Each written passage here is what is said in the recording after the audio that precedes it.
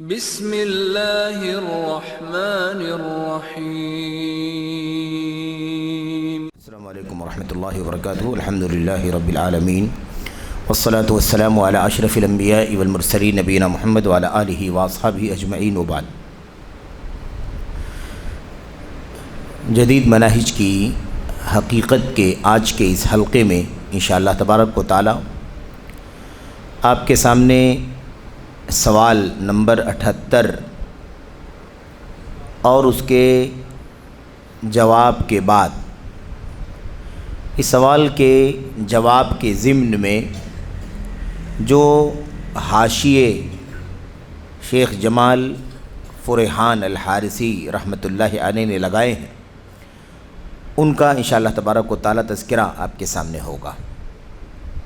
سوال نمبر 78 میں کیا پوچھا گیا ہے، اس سلسلے میں ہم لوگوں نے اس سے پہلے کے درس میں پڑھا ہے، بالکل سرسری طور پر اسے سمجھ لیں۔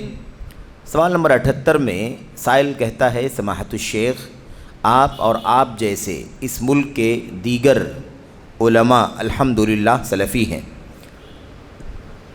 اور حکمرانوں کو نصیحت کرنے میں آپ کا طریقہ شرعی ہے، جیسا کہ رسول اللہ صلی اللہ علیہ وسلم نے بیان فرمایا ہے، لیکن بعض لوگ ہیں جو ہونے والی خلاف ورزیوں کے بارے میں آپ حضرات کے علانیہ انکار نہ کرنے کے سبب آپ لوگوں پر طعن و تشنیع کرتے ہیں، اور کچھ دوسرے لوگ آپ لوگوں کی طرف سے عذر پیش کرتے ہوئے کہتے ہیں کہ آپ لوگوں پر حکومت کی طرف سے بڑا دباؤ ہے، ایسے لوگوں کو کچھ نصیحت سے نوازیں، توضیحی نصیحت۔ تو سوال کرنے والا یہ پوچھ رہا ہے کہ الحمدللہ آپ سلفی علماء ہیں، اور آپ سلفی علماء کا طریقہ یہ ہے کہ اگر حکمرانوں سے کوئی غلطی ہو جائے تو آپ لوگ انہیں سمجھانے کے لیے اس طریقے پر چلتے ہیں جو طریقہ سنت کا طریقہ ہے، یعنی تنہائی میں سمجھاتے ہیں، تنہائی میں انہیں نصیحت کرتے ہیں، یہ آپ کا سنت کا طریقہ ہے۔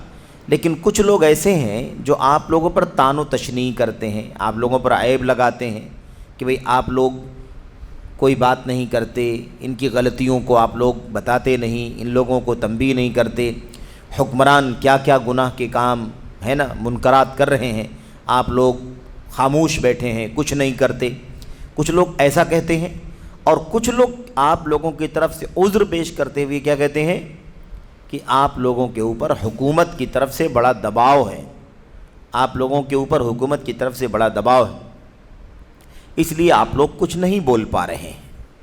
ایسے لوگوں کو آپ کیا نصیحت کریں گے؟ یہ ہو گئی بات۔ اب اس سوال کے جواب میں شیخ صالح فوزان حافظہ اللہ نے وہ ساری باتیں ذکر کی ہیں کہ بھئی حکمران معصوم نہیں ہوتے ہیں، وہ انسان ہیں، ان سے غلطیاں ہو سکتی ہیں، انہیں نصیحت کرنا چاہیے اور نصیحت کی جاتی ہے، لیکن نصیحت کا طریقہ وہ نہیں ہوتا جو لوگ چاہتے ہیں، بلکہ نصیحت کا طریقہ وہ ہوتا ہے جو نبی کریم صلی اللہ علیہ وسلم کی سنت کے مطابق ہوتا ہے۔ تو لوگ چاہتے ہیں کہ ممبروں پر اور عوامی پلیٹ فارموں سے اور اشتہارات میں، اخبارات میں، میڈیا پر ساری برائیاں کی جائیں، یہ طریقہ صحیح نہیں ہے، بلکہ تنہائی میں نصیحت کرنے کا طریقہ نبی کریم صلی اللہ علیہ وسلم کا ہے، اس لیے انہیں تنہائی میں نصیحت پہنچائی جاتی ہے، اور ایسے ہی ہونا چاہیے۔ یہ شیخ نے جواب دیا ہے۔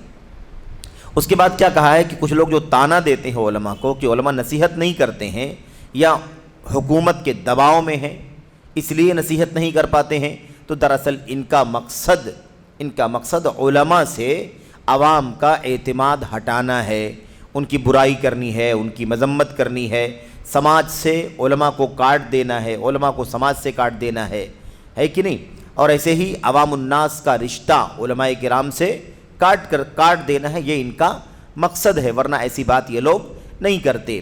یہ لوگ چاہتے ہیں کہ عوام علماء سے دور ہو جائے، کیونکہ علماء کی جب برائی کی جائے گی کہ علماء حق بات نہیں بولتے، نصیحت نہیں کرتے، اس طرح کی بات کی جائے گی، تو ظاہر سی بات ہے کہ عوام ناسمجھ ہوتی ہے، کم علم ہوتی ہے، سوجھ بوجھ کی کمزوری ہوتی، اس لیے وہ کیا سمجھتے ہیں، وہ اس بات کو صحیح مان لیتے ہیں اور علماء سے نفرت کرنا شروع کر دیتے ہیں۔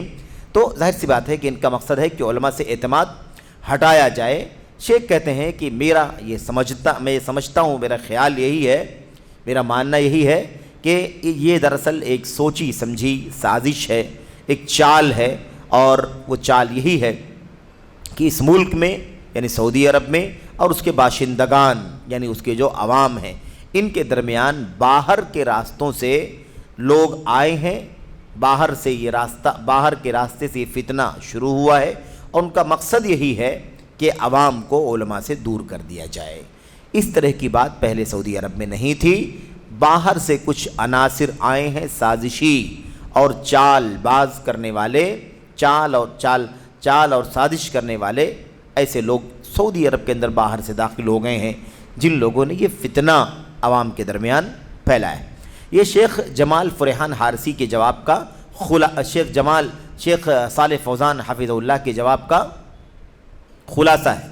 اس کے بعد آئیے دیکھتے ہیں کہ اس کے حاشیے میں کیا باتیں شیخ نے بتلائی ہیں، اور یہ بڑی اہم باتیں ہیں، بہت بنیادی باتیں ہیں۔ پہلی بات دیکھیں حاشیہ نمبر 1، اور یہ ہمارے سامنے جو کتاب ہے اس کا صفحہ نمبر 400 ہے، اس صفحہ نمبر 400 میں دیکھیں حاشیہ نمبر 1 میں شیخ جمال حافظہ اللہ نے رحمۃ اللہ علیہ نے کیا کہا ہے۔ حاشیہ نمبر 1 کہاں لگا ہوا ہے؟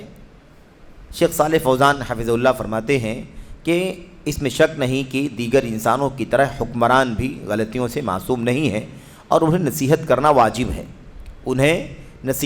واجب ہے۔ یہ بات شیخ صالح فوزان نے کہی۔ اب اس پر حاشیہ لگا رہے ہیں امام ابن ابی عاصم رحمہ اللہ، امام ابن ابی عاصم رحمہ اللہ اپنی کتاب السنہ کے جلد نمبر 2 صفحہ نمبر 502 میں فرماتے ہیں، کیا کہتے ہیں؟ رعایا پر اپنے حکمرانوں کی خیر خواہی واجب ہے۔ رعایا مطلب عوام، پاپولیشن جو ہوتی ہے کسی بھی ملک کی جو عوام ہوتی ہے، تو رعایا پر اپنے حکمرانوں کی خیر خواہی واجب ہے، اپنے حکمرانوں کی خیر خواہی واجب ہے۔ یہ ہیڈنگ قائم کی ہے، انہوں نے یہ ہیڈنگ لگائی ہے، اور اس کے تحت کئی حدیثیں شیخ نے ذکر کی ہے رحمۃ اللہ علیہ نے۔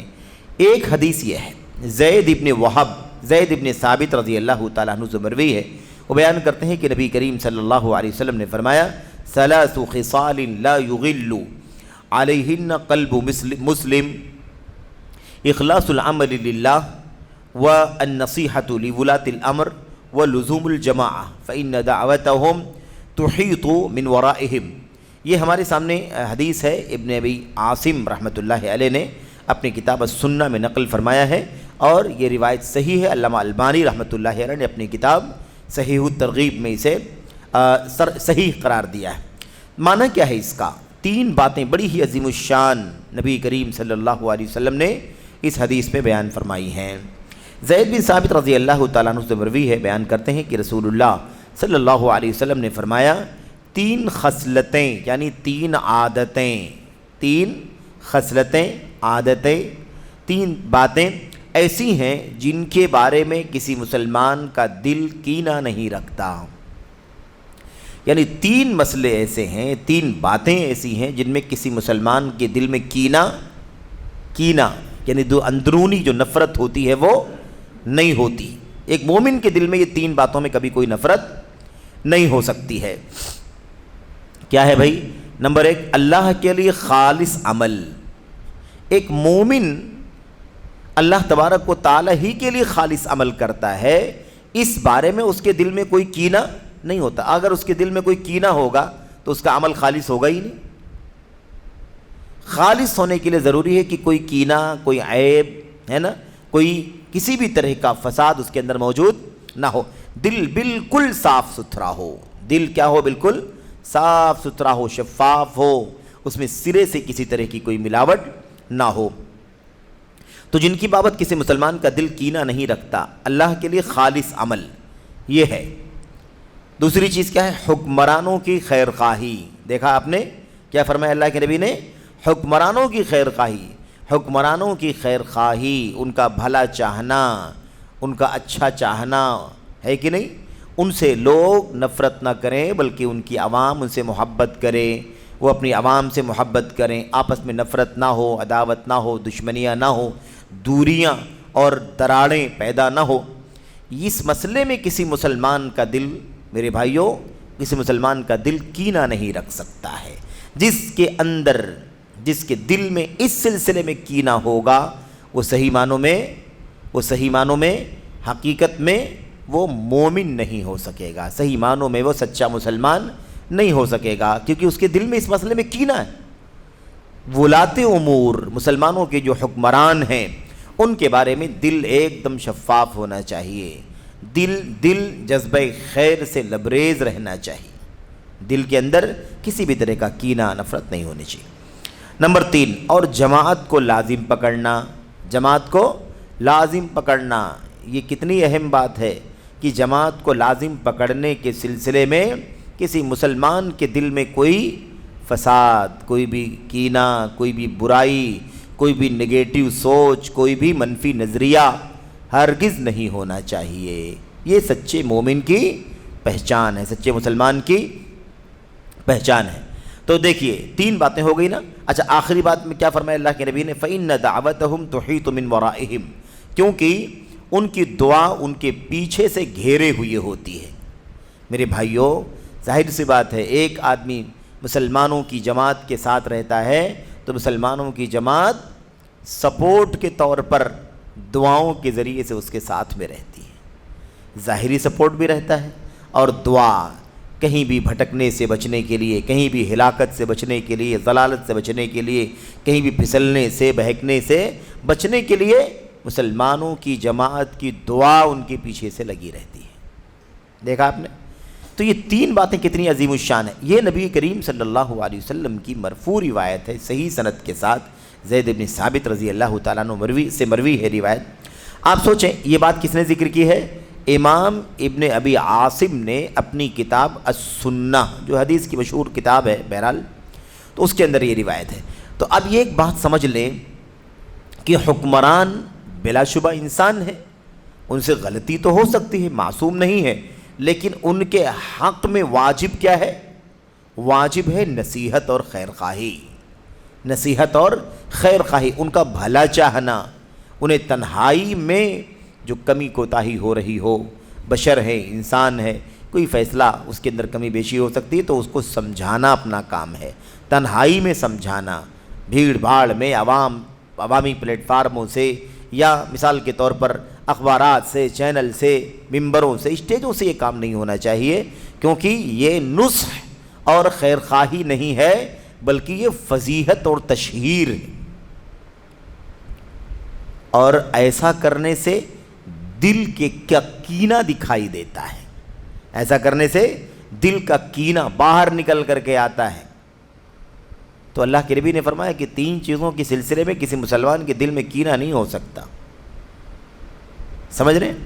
اچھا، یہ اسلامی حاکم یا حکمران کے سلسلے میں بیان فرما رہے ہیں، یہ اسی پر آپ قیاس کرتے ہوئے یہ سمجھیں کہ یہی معاملہ اسلام، دین، قرآن، سنت، مشن جو سچا مشن ہے قرآن و سنت کا، مشن جو ہے جماعت اہل حدیث کا، سلفیت کا جو مشن، خالص قرآن کریم، خالص سنت رسول صلی اللہ علیہ وسلم، حضرات صحابہ کرام اور تابعین کی سیرت اور ان کا نقش پا، یہ جو اصل مشن ہے، اس مشن اور پلیٹ فارم کا جو نظام ہو، جو سسٹم دنیا میں جہاں بھی چل رہا ہو، ٹھیک ہے اسلامی نظام نہیں ہو، حکومت نہیں ہو، الگ بات ہے، کوئی بات نہیں ہے، ظاہر سی بات ہے کہ دنیا ہے، دنیا میں الگ الگ انداز سے مسلمانوں کا رہنا سہنا ہے، لیکن جو بات یہ ہے کہ جس کسی جگہ پر بھی خالص مشن کی قیادت ہو،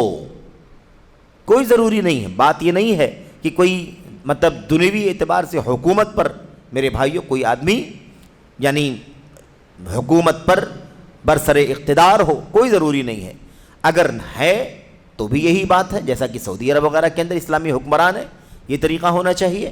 اگر ایسا نہیں بھی ہے تو دنیا کے جس کسی خطے میں، کسی ملک میں، کسی بستی میں، کسی شہر میں، کسی علاقے میں، جہاں بھی سلفیت کے مشن کی قیادت چل رہی ہو، اس کے ذمہ داران، اس کے علماء، اس کے مسئولین کے سلسلے میں یہی جذبہ تمام مسلمانوں کے دلوں میں ہونا چاہیے، یہی جذبہ ہونا چاہیے۔ اگر کوئی کمی کوتاہی نظر آئے تو بلا شبہ وہ انسان ہے، وہ قیادت بھی انسانی قیادت ہے، اس میں کمی ہو سکتی ہے، اس میں کوئی چوک ہو سکتی ہے، اس میں کوئی غلطی ہو سکتی ہے، تو ایسی صورت میں تشہیر کرنا، عوامی پلیٹ فارموں پر اسے لے کر کے جانا، بے عزتی کرنا، رسوا کرنا، فضیحت کرنا، تشہیر کرنا، بلا وجہ ذرے کو رائی کو پربت بنا کر کے پیش کرنا، اور غلطیوں پر پردہ ڈالنے اور تنہائی میں نصیحت کرنے کے بجائے اسے عوام سے نفرت کا ذریعہ بنانا، جماعت اور عوام جو ہے اس مشن کے عوام کی جو عوام ہے، اس عوام کے عام مسلمانوں کے ذہن میں جماعت کی ذمہ داران، قیادت کے ذمہ داران کے سلسلے میں نفرت پیدا کرنے کی کوشش کرنا، یہ بھی کسی مسلمان کا کام نہیں ہو سکتا۔ بات سمجھ میں آ رہی ہے یا نہیں آ رہی ہے؟ کیونکہ ہم یہی سوچ کے نہ بیٹھیں کہ صرف اسلامی نظام اور حکومت ہوگی تو یہ بات ہوگی۔ اصل میں مسئلہ کیا ہے؟ مسئلہ یہ ہے کہ یہ چیز اگر دنیا میں نہیں ہے تو کیا مشن کتاب و سنت کا اور سلفیت کا دنیا سے ختم ہو جائے گا؟ وہ مشن جہاں ہو، اس مشن کو مضبوطی ملے، اس مشن کو کھوکھلا نہ کیا جائے، اس کی کمزوریوں کو عوام کے سامنے نہ لایا جائے۔ کمزوریاں بالکل ہو سکتی ہیں، اس میں کوئی انکار نہیں ہے کسی کو، لیکن ان کمیوں کا ازالہ پلیٹ فارم سے، میڈیا سے، ہے نا، اور اجتماعات سے اور اسٹیجوں سے، ممبروں سے، میڈیا سے نہ کیا جائے، بلکہ اس کا حل تنہائی میں رائے کے ساتھ، مشورے کے ساتھ، نصیحت کے ساتھ، خیرخواہی کے ساتھ کیا جائے، کیونکہ وہ مشن ہمارا مشن ہے، وہ مشن کتاب کا ہے، سنت کا ہے، سلفیت کا ہے، صحابہ تابعین کا مشن ہے، اور قیامت تک یہ مشن باقی رہے گا۔ اسے ہماری ذات سے اگر فائدہ نہ پہنچے تو نقصان نہیں پہنچنا چاہیے، یہ ہماری ذمہ داری ہوتی ہے۔ کوئی نہیں کہتا، اور کیا اعتراض کرنے والے، کیا تنقید کرنے والے، اعتراض کرنے والے کیا معصوم ہیں؟ ظاہر سی بات ہے کہ سب اسی درجے میں ہے بحیثیت انسان۔ تو جو ذمہ دار ہے اس ذمہ دار کے ساتھ خیرخواہی اور پوری جماعت کے ساتھ نصح اور خیرخواہی کا جذبہ رکھتے ہوئے ایک صاحب اس ایمان کو کسی بھی صورت میں میرے بھائیوں نفرت کا ماحول نہیں پیدا کرنا چاہیے۔ اپنی انا، اپنی ہوس، اپنی خواہشات، ان تمام چیزوں کو بڑھاوا دینے کے بجائے، اور تشفی جس کو کہا جاتا ہے، یعنی بھڑاس نکالنے کے لیے جماعت کی ذمہ داروں کے خلاف، جماعت کے علماء کے خلاف، جماعت کی قیادت کے خلاف، میرے بھائیوں اس طرح کی سازشیں اور پروپیگنڈے کرنا، خدمات جو بھی ہیں، ٹوٹی پھوٹی صحیح خدمات، ان خدمات کو سراہنے کے بجائے اور حوصلے کے ذریعے سے اس میں مزید ترقی پیدا کرنے کے بجائے اس کو کنڈم کرنے کی کوشش نہیں کرنی چاہیے یا تنقیص نہیں کرنی چاہیے۔ اس مشن کو کسی بھی طریقے سے نقصان پہنچانے کا کام اگر کسی نے کیا تو وہ کہیں نہ کہیں میرے بھائیوں خیانت یا کینے کے درجے میں آ جائے گا، کیونکہ آدمی کی اپنی حرکتوں کی وجہ سے، اپنی زبان، اپنی قلم کی وجہ سے اصل مشن کو نقصان پہنچ رہا ہے، جس کے تحفظ کی اور جس کے دوام کی ضمانت اللہ تبارک و تعالیٰ نے اپنے نبی صلی اللہ علیہ وسلم کی زبان سے امت کو پہنچایا۔ اس لیے یہ بات سمجھنے کی ہے، ایسا نہیں کہ کہیں قیادت اگر زمین میں آ جائے تو ہی یہ مسئلہ ہے، نہیں، جہاں بھی مشن ہے خالص، کیونکہ یہ جو ٹکڑا آپ اخیر میں دیکھ رہے ہیں نا، لزوم الجماع کا معنی کیا ہے؟ لزوم الجماع کا معنی جن علماء نے جماعت اور جماعت کے معنی اور جماعت کے التزام کے سلسلے میں رسالے وغیرہ لکھے ہیں، انہوں نے 3، 4، 5 باتیں تک لکھی ہیں دلائل کی روشنی میں کہ جماعت کے کیا معنی ہوتے ہیں اور جماعت کو لازم پکڑنے کا کیا معنی ہے۔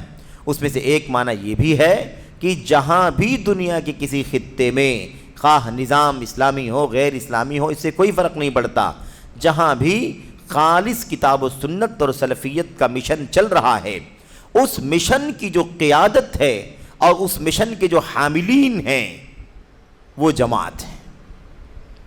وہ کیا ہے؟ وہ جماعت ہیں۔ دیگر فرقوں کے بیچ میں، دیگر افکار و نظریات، ملل نحل کے بیچ میں وہ جماعت ہیں، کس لیے کہ وہ حق پر ہیں۔ اب ان کی تعداد کم ہو زیادہ ہو، اس کی قیادت جو بھی ہو، اس کے علماء جو بھی ہوں، ان کی تکریم کرنا، ان کا احترام کرنا، ان کی حوصلہ افزائی کرنا، انہیں کوئی کمی کوتاہی ہو تو تنہائی میں نصیحت کرنا، ان سے ملنا اور خیر خواہانہ جذبے سے بات کرنا یہ مسلمان کی ذمہ داری ہے۔ کوئی کمی کوتاہی کسی سے بھی ہو سکتی ہے، ان سے بھی ہو سکتی ہے، تو اس کی تشہیر کرنا، اس کا پروپیگنڈا کرنا اور سازش کے طور پر دنیا کے سامنے اس کو پھیلانا اور اندر اندر جڑوں کو کھوکھلا کرنے والی صورت پیدا کر دینا، یہ کسی بھی صورت پہ مناسب نہیں ہے۔ آدمی جب انفرادی طور پر نہیں پسند کرتا کہ اس کی تشہیر کی جائے، ہے نا، اور اس کا پروپیگنڈا کیا جائے یا اس کی کمی کوتاہی کو میڈیا کے پلیٹ فارم سے پھیلایا جائے اور لوگوں کے دلوں میں اس کے خلاف نفرت بھری جائے، جب آدمی تنہا اور اپنا نجی حق سمجھتا ہے کہ ایسا نہیں ہونا چاہیے کیونکہ اس سے اس کے جذبات کو ٹھیس پہنچے گی، اسے تکلیف پہنچے گی اور اس کے جذبات مجروح ہوں گے، اسے رنج ہوگا، اس کا کلیجہ کٹے گا کہ کس طرح سے اسے رسوا کیا جا رہا ہے، تو بھلا وہ کیسے راضی ہو سکتا ہے کہ جماعت کو نقصان پہنچائے، جماعت کی قیادت کو نقصان پہنچائے، جبکہ خاص طور پر اس وقت جبکہ دنیا میں حق کا مشن صرف اور صرف جماعت اہل حدیث کے پاس خالص کتاب سنت صحابہ تابعین تبع تابعین کا مشن الحمدللہ اس سلفیت کے مشن کا حصہ ہے۔ یہ اللہ تبارک و تعالیٰ کا فضل و کرم ہے میرے بھائیوں۔ تو اس طرح کی صورتحال میں کیوں کر آدمی یہ ہمت کرتا ہے، کیوں کر آدمی یہ جرأت کرتا ہے کہ اپنی جماعت کی اور جماعت کی قیادت کی اور جماعت کے مقتدر علماء یا جو ہمارے قائدین ہیں ان کی ہر طرف تان و تشنیع کی جائے، میڈیا پر اسے اچھالا جائے؟ یہ ظاہر سی بات ہے کہ ناعاقبت اندیشی ہے، یہ جارحیت ہے اور ایک طرح کا خروج ہے جس کے نتیجے میں بعد میں بڑی سے بڑی مشکلات رونما ہو سکتی ہیں، اور اس سے جماعت کے اندر انتشار، نفرت اور آپس میں دلوں کے اندر کدورتیں پیدا ہوتی ہیں جو سراسر اسلام کے مزاج کے خلاف ہے، قرآن و سنت کے سلف امت کے مزاج کے خلاف ہے، اس لیے اس سے بچنے کی ضرورت ہے۔ تو یاد رہے کہ جماعت کا معنی صرف اور صرف وہی نہیں ہے کہ جہاں اسلامی نظام ہو، مسلمانوں کا ولی امر ہو اور اس کے تابع جو بھی رعایا ہے پوری، وہ مسلمانوں کی جماعت ہے۔ سمجھ رہے ہیں؟ یہ تو اپنی جگہ پر طے ہے، یہ ایک معنی واضح طور پر موجود ہے۔ اس کے سوا جہاں بھی حق کے علم کو بلند کرنے والی جماعت موجود ہے اور اس کے قیادت موجود ہے، وہ بھی جماعت ہے۔ اس لیے اس بات کو سمجھنے کی ضرورت ہے۔ یہ اختصار کے ساتھ چند باتیں ہیں۔ خیر، یہ کہاں بات چل رہی تھی؟ حکمرانوں سے غلطیاں ہو سکتی ہیں، معصوم نہیں، انہیں نصیحت کرنا واجب ہے۔ اس کے بعد اگلے صفحے پر دیکھیے کیا کہا، لیکن مجلسوں میں اور ممبر و محراب پر انہیں ہدف طعن بنانا، یعنی عیب جوئی کا نشانہ سادھنا، عیب جوئی کا نشانہ سادھنا ان کے اوپر، ان کے اندر یہ ہے، ان کے اندر یہ ہے، یہ برائی ہے، وہ ایسا کرتے ہیں، وہ ایسا کرتے ہیں، ہے نا۔ آج کل آپ نے دیکھا ہوگا کہ مسلم حکمرانوں کے خلاف سعودی عرب وغیرہ کے جو حکمران ہیں، ہمارے ولی امر میرے بھائیوں شاہ سلمان بن عبدالعزیز یا ان کے ولی عہد محمد بن سلمان مثال کے طور پر، اور دیگر لوگ جو بھی ہیں، وہاں کے علماء، وہاں کے کبار علماء، وہاں کی جو کمیٹی ہے علم اور فتوے کی چوٹی کی جو کمیٹی ہے، ان کے خلاف بڑے پروپیگنڈے کرنے والے لوگ دنیا کے اندر موجود ہیں۔ ان کے خلاف جتنا زبان درازی کر سکیں انہیں تشفی حاصل ہوتی ہے، انہیں بھڑاس نکالنے میں کامیاب ہوتے ہیں۔ یہ صورتحال ہے۔ تو یہ مسئلہ بڑا پیچیدہ ہے کہ انہیں ہدف طعن بنانا، انہیں عیب جوئی، لوگ کہتے رہتے ہیں نا سعودی حکمران یہ کر رہے ہیں، انہیں ایسا کرنا چاہیے، وہ یہ کر رہے ہیں، انہیں ایسا کرنا چاہیے۔ اس میں کہاں تک سچ ہے، کہاں تک جھوٹ ہے، یہ اپنے آپ میں ایک مسئلہ ہے، لیکن اگر سچ بھی ہو کہ وہاں پر برائیاں، فلاں برائی پھیل رہی ہے، فلاں برائی شروع کر دی گئی ہے، اگر یہ صحیح بھی ہو تو بھلا یہ بتاؤ کہ یہ پوری دنیا کے سامنے، میڈیا کے سامنے اسے اچھالنے سے کیا ملنے والا ہے؟ یہ تو طے بات ہے کہ وہ انسان ہیں، فرشتے نہیں ہیں، ان سے غلطیاں ہو سکتی ہیں، تو ان غلطیوں کو دنیا کے سامنے پھیلانے اور زیادہ کشیدگی کا ماحول پیدا کرنے سے کیا بھلا ہونے والا ہے؟ کیوں نہ آدمی تنہائی میں، خلوت میں یہ نصیحت ان تک پہنچائے، 1 بار 2 بار 4 بار پہنچاتا رہے، اور اللہ تبارک و تعالیٰ سے دعا کرتے رہے کہ اللہ تبارک و تعالیٰ ان کے ذریعے سے امت میں، عباد میں، بلاد میں، یعنی ملک و وطن میں اور آبادی میں اللہ تبارک و تعالیٰ خیر عام کرے اور ان کے ذریعے سے اللہ تبارک و تعالیٰ شر کا خاتمہ فرمائے. یہ دعا ہونی تو ہوتے رہنی چاہیے. لیکن آپ نے دیکھا ہوگا تھکتے نہیں ہیں مذمت کرتے ہوئے, برائیاں کرتے ہوئے. کیا آپ نے نہیں دیکھا کہ عقیدہ و منہج کے سلسلے میں کوئی سمجھوتا اللہ یہ کہ کوئی اضطراری صورتحال ہو تو الگ بات ہے, مضطر کا حکم الگ ہے شریعت کے اندر. ورنہ میرے بھائیوں اختیاری حالات میں آپ نے نہیں دیکھا ہوگا کبھی کہ کبھی انہوں نے کسی عقیدے کے اصولوں سے سمجھوتا کیا ہو, کسی منہج سے سمجھوتا کیا ہو. یہ اللہ تبارک و تعالیٰ کا فضل ہے. تو بعض غلطیاں عملی انداز کی صغیرہ کبیرہ ہو سکتی ہیں بحیثیت انسان. کہاں وہ ملائکہ ہیں, کہاں وہ فرشتہ ہیں کہ فرشتے ہیں کہ غلطی نہیں کر سکتے. یہ دیکھیے چوٹی کے کبار علماء میں سے شیخ صالح فوزان ہیں, ان کے شاگرد شیخ جمال ہیں, یہ خود سے اعتراف کرتے ہیں کہ مسلم حکمران انسان ہیں, ان سے غلطی ہو سکتی ہے جیسے اور لوگوں سے غلطی ہو سکتی ہے. تو خیر خواہی کا جذبہ یہ کہتا ہے کہ انہیں سمجھایا جائے. کیا دنیا نے اپنے ماتھے کی نگاہوں سے نہیں دیکھا ابھی بالکل قریب میں کیا دنیا نے اپنے ماتھے کی نگاہوں سے نہیں دیکھا ہے کہ محمد بن سلمان جو ولی عہد ہیں سعودی عرب کے اور وہاں کے وزیر اعظم کے درجے میں ہیں, میرے بھائیوں انہوں نے پوری دنیا کے سامنے عقیدہ توحید کی حقانیت کو عمل سے, عملی طور پر پریکٹیکلی پوری دنیا کے اندر عام کر دیا کہ توحید اس بات کے منافی ہے کہ ایک توحید پرست کسی قبر پر کسی مزار پر جائے اور وہاں پر پھول چڑھائے یا درشن کرے.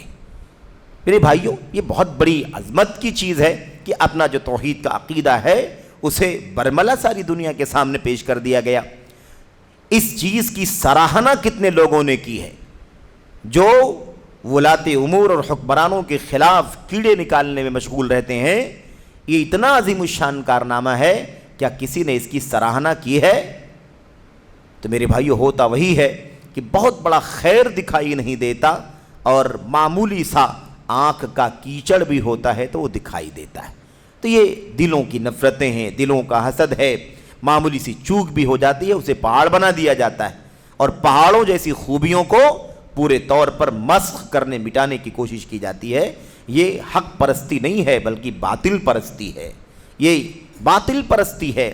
اور یہ چیزیں کسی بھی صورت میں کتاب اللہ اور سنت رسول یا سلف اور اسی طرح سے سلف امت کے منہج سے میل نہیں کھاتی ہیں. یہ کسی بھی صورت میں خیر خواہی نہیں ہے. بہرحال تو کیا جواب, کیا یہاں پر کیا کہا؟ ہدف تعن بنانا. ہدف تعن بنانا یعنی کیا مطلب؟ یعنی حکمرانوں سے ممبر و محراب پر ان کی عیب جوئی کرنا, ان کے اندر عیب, ان کے عیوب بیان کرنا, عیب نکالنا اور عیوب بیان کرنا. سمجھ رہے ہیں نا؟ یہ جو چیز ہے میرے بھائیوں یہ کتنی خطرناک ہے. اس پر جو حاشیہ نمبر 1 لگا ہوا ہے اسے ہم اور آپ پڑھ لیں. اس کے اندر شیخ عبدالعزیز بن عبداللہ بن باز رحمۃ اللہ علیہ کا ایک اقتباس ہے اور بڑا عظیم الشان ہے. کہتے ہیں جیسا کہ کچھ لوگ کرتے ہیں, شیخ جمال کیا کہہ رہے ہیں؟ جیسا کہ کچھ لوگ کرتے ہیں, واقعی کچھ لوگ کرتے ہیں, ممبر سے, محراب سے, میڈیا کے پلیٹ فارم سے کیا کرتے ہیں؟ انہیں ان کی عیب جوئی کرتے ہیں, ان کی برائیاں بیان کرتے ہیں. تو شیخ کہتے ہیں جیسا کہ کچھ لوگ کرتے ہیں جن کے ہاں دین کی سمجھ نہیں ہوتی. 2 ہی کیٹیگری ہے ایسا کرنے والوں کی, جو لوگ ممبر و محراب سے مسلم حکمرانوں کی یا آپ بڑے علماء کی عیب جوئی کرتے ہیں, ان کی 2 ہی کیٹیگری ہو سکتی ہے.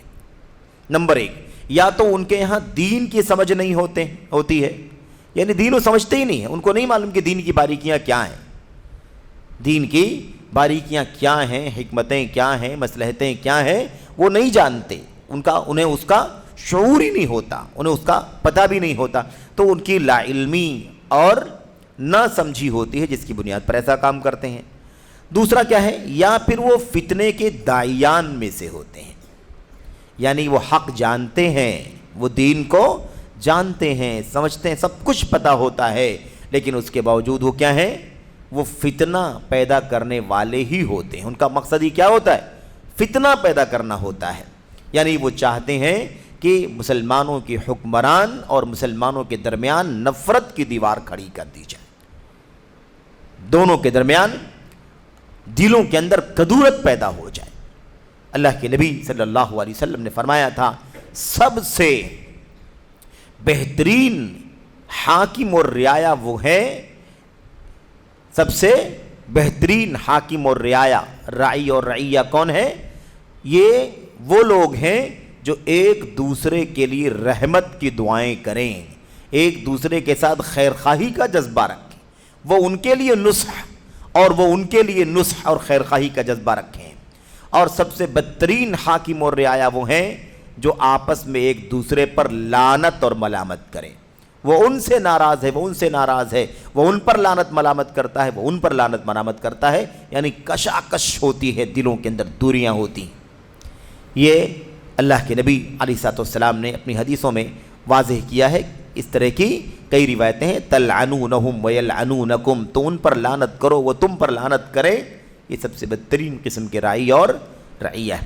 تو بہرحال یہاں پر بات واضح ہو گئی کہ یا تو کچھ ناسمجھ لوگ ہو سکتے ہیں ایسا کام کرنے والے، اور یا تو پھر کون ہوتے ہیں؟ فتنے کے پھیلانے والے، فتنہ پھیلانے والے، فتنے کو بلانے والے، فتنے کی دعوت دینے والے۔ سماحت الشیخ امام عبدالعزیز بن عبداللہ بن باز رحمۃ اللہ علیہ فرماتے ہیں، رہا عمرا اور حکمرانوں کو ممبروں پر برا بھلا کہنا تو یہ علاج نہیں ہے۔ یہ بہت اہم نقطے کی بات ہے سمجھنے کی، کہ لوگ سمجھتے ہیں کہ ہم برائی کریں گے تو اپنا کام ہو جائے گا، ہے نا؟ یعنی ہم برائیاں کریں گے تو یہ اپنی بے عزتی محسوس کریں گے، اور بے عزتی محسوس کریں گے تو اس کام سے باز آ جائیں گے، ایسا وہ سمجھتے ہیں، یعنی یہ سمجھتے ہیں کہ ایسا کرنے سے علاج ہو جائے گا۔ شیخ کیا کہتے ہیں؟ امام ابن باز رحمۃ اللہ علیہ فرماتے ہیں، عمرا اور حکمرانوں کو ممبروں پر بلا بھلا کہنا تو یہ علاج نہیں ہے، یہ علاج نہیں ہے، بلکہ علاج ان کے لیے، علاج کیا ہے؟ ان کے لیے یعنی حکمرانوں کے لیے، عمرا کے لیے ہدایت، توفیق، نیک نیتی اور نیک مشیروں کی دعا کرنا ہے۔ ہونا یہ چاہیے کہ دعا کی جائے کہ اللہ تعالیٰ انہیں نیک ہدایت عطا فرمائے، اللہ تعالیٰ انہیں توفیق عطا فرمائے، اللہ تعالیٰ ان کی نیتوں کو ٹھیک کر دے، ہے نا؟ اگر کوئی فساد ہو، کہیں نیتوں میں کوئی بگاڑ شیطان کے ذریعے سے اگر داخل ہو گیا ہو تو کیا ہو جائے؟ نیک نیت ہو جائیں، اور ساتھ ہی ساتھ نیک مشیروں کی دعا، یعنی جو ایڈوائزر ہوں، جو مشیر کار ہوں، جو رائے دینے والے، مشورہ دینے والے آس پاس ہوں ان کے ارد گرد، وہ بھی نیک لوگ اللہ تبارک و تعالیٰ بنا دے۔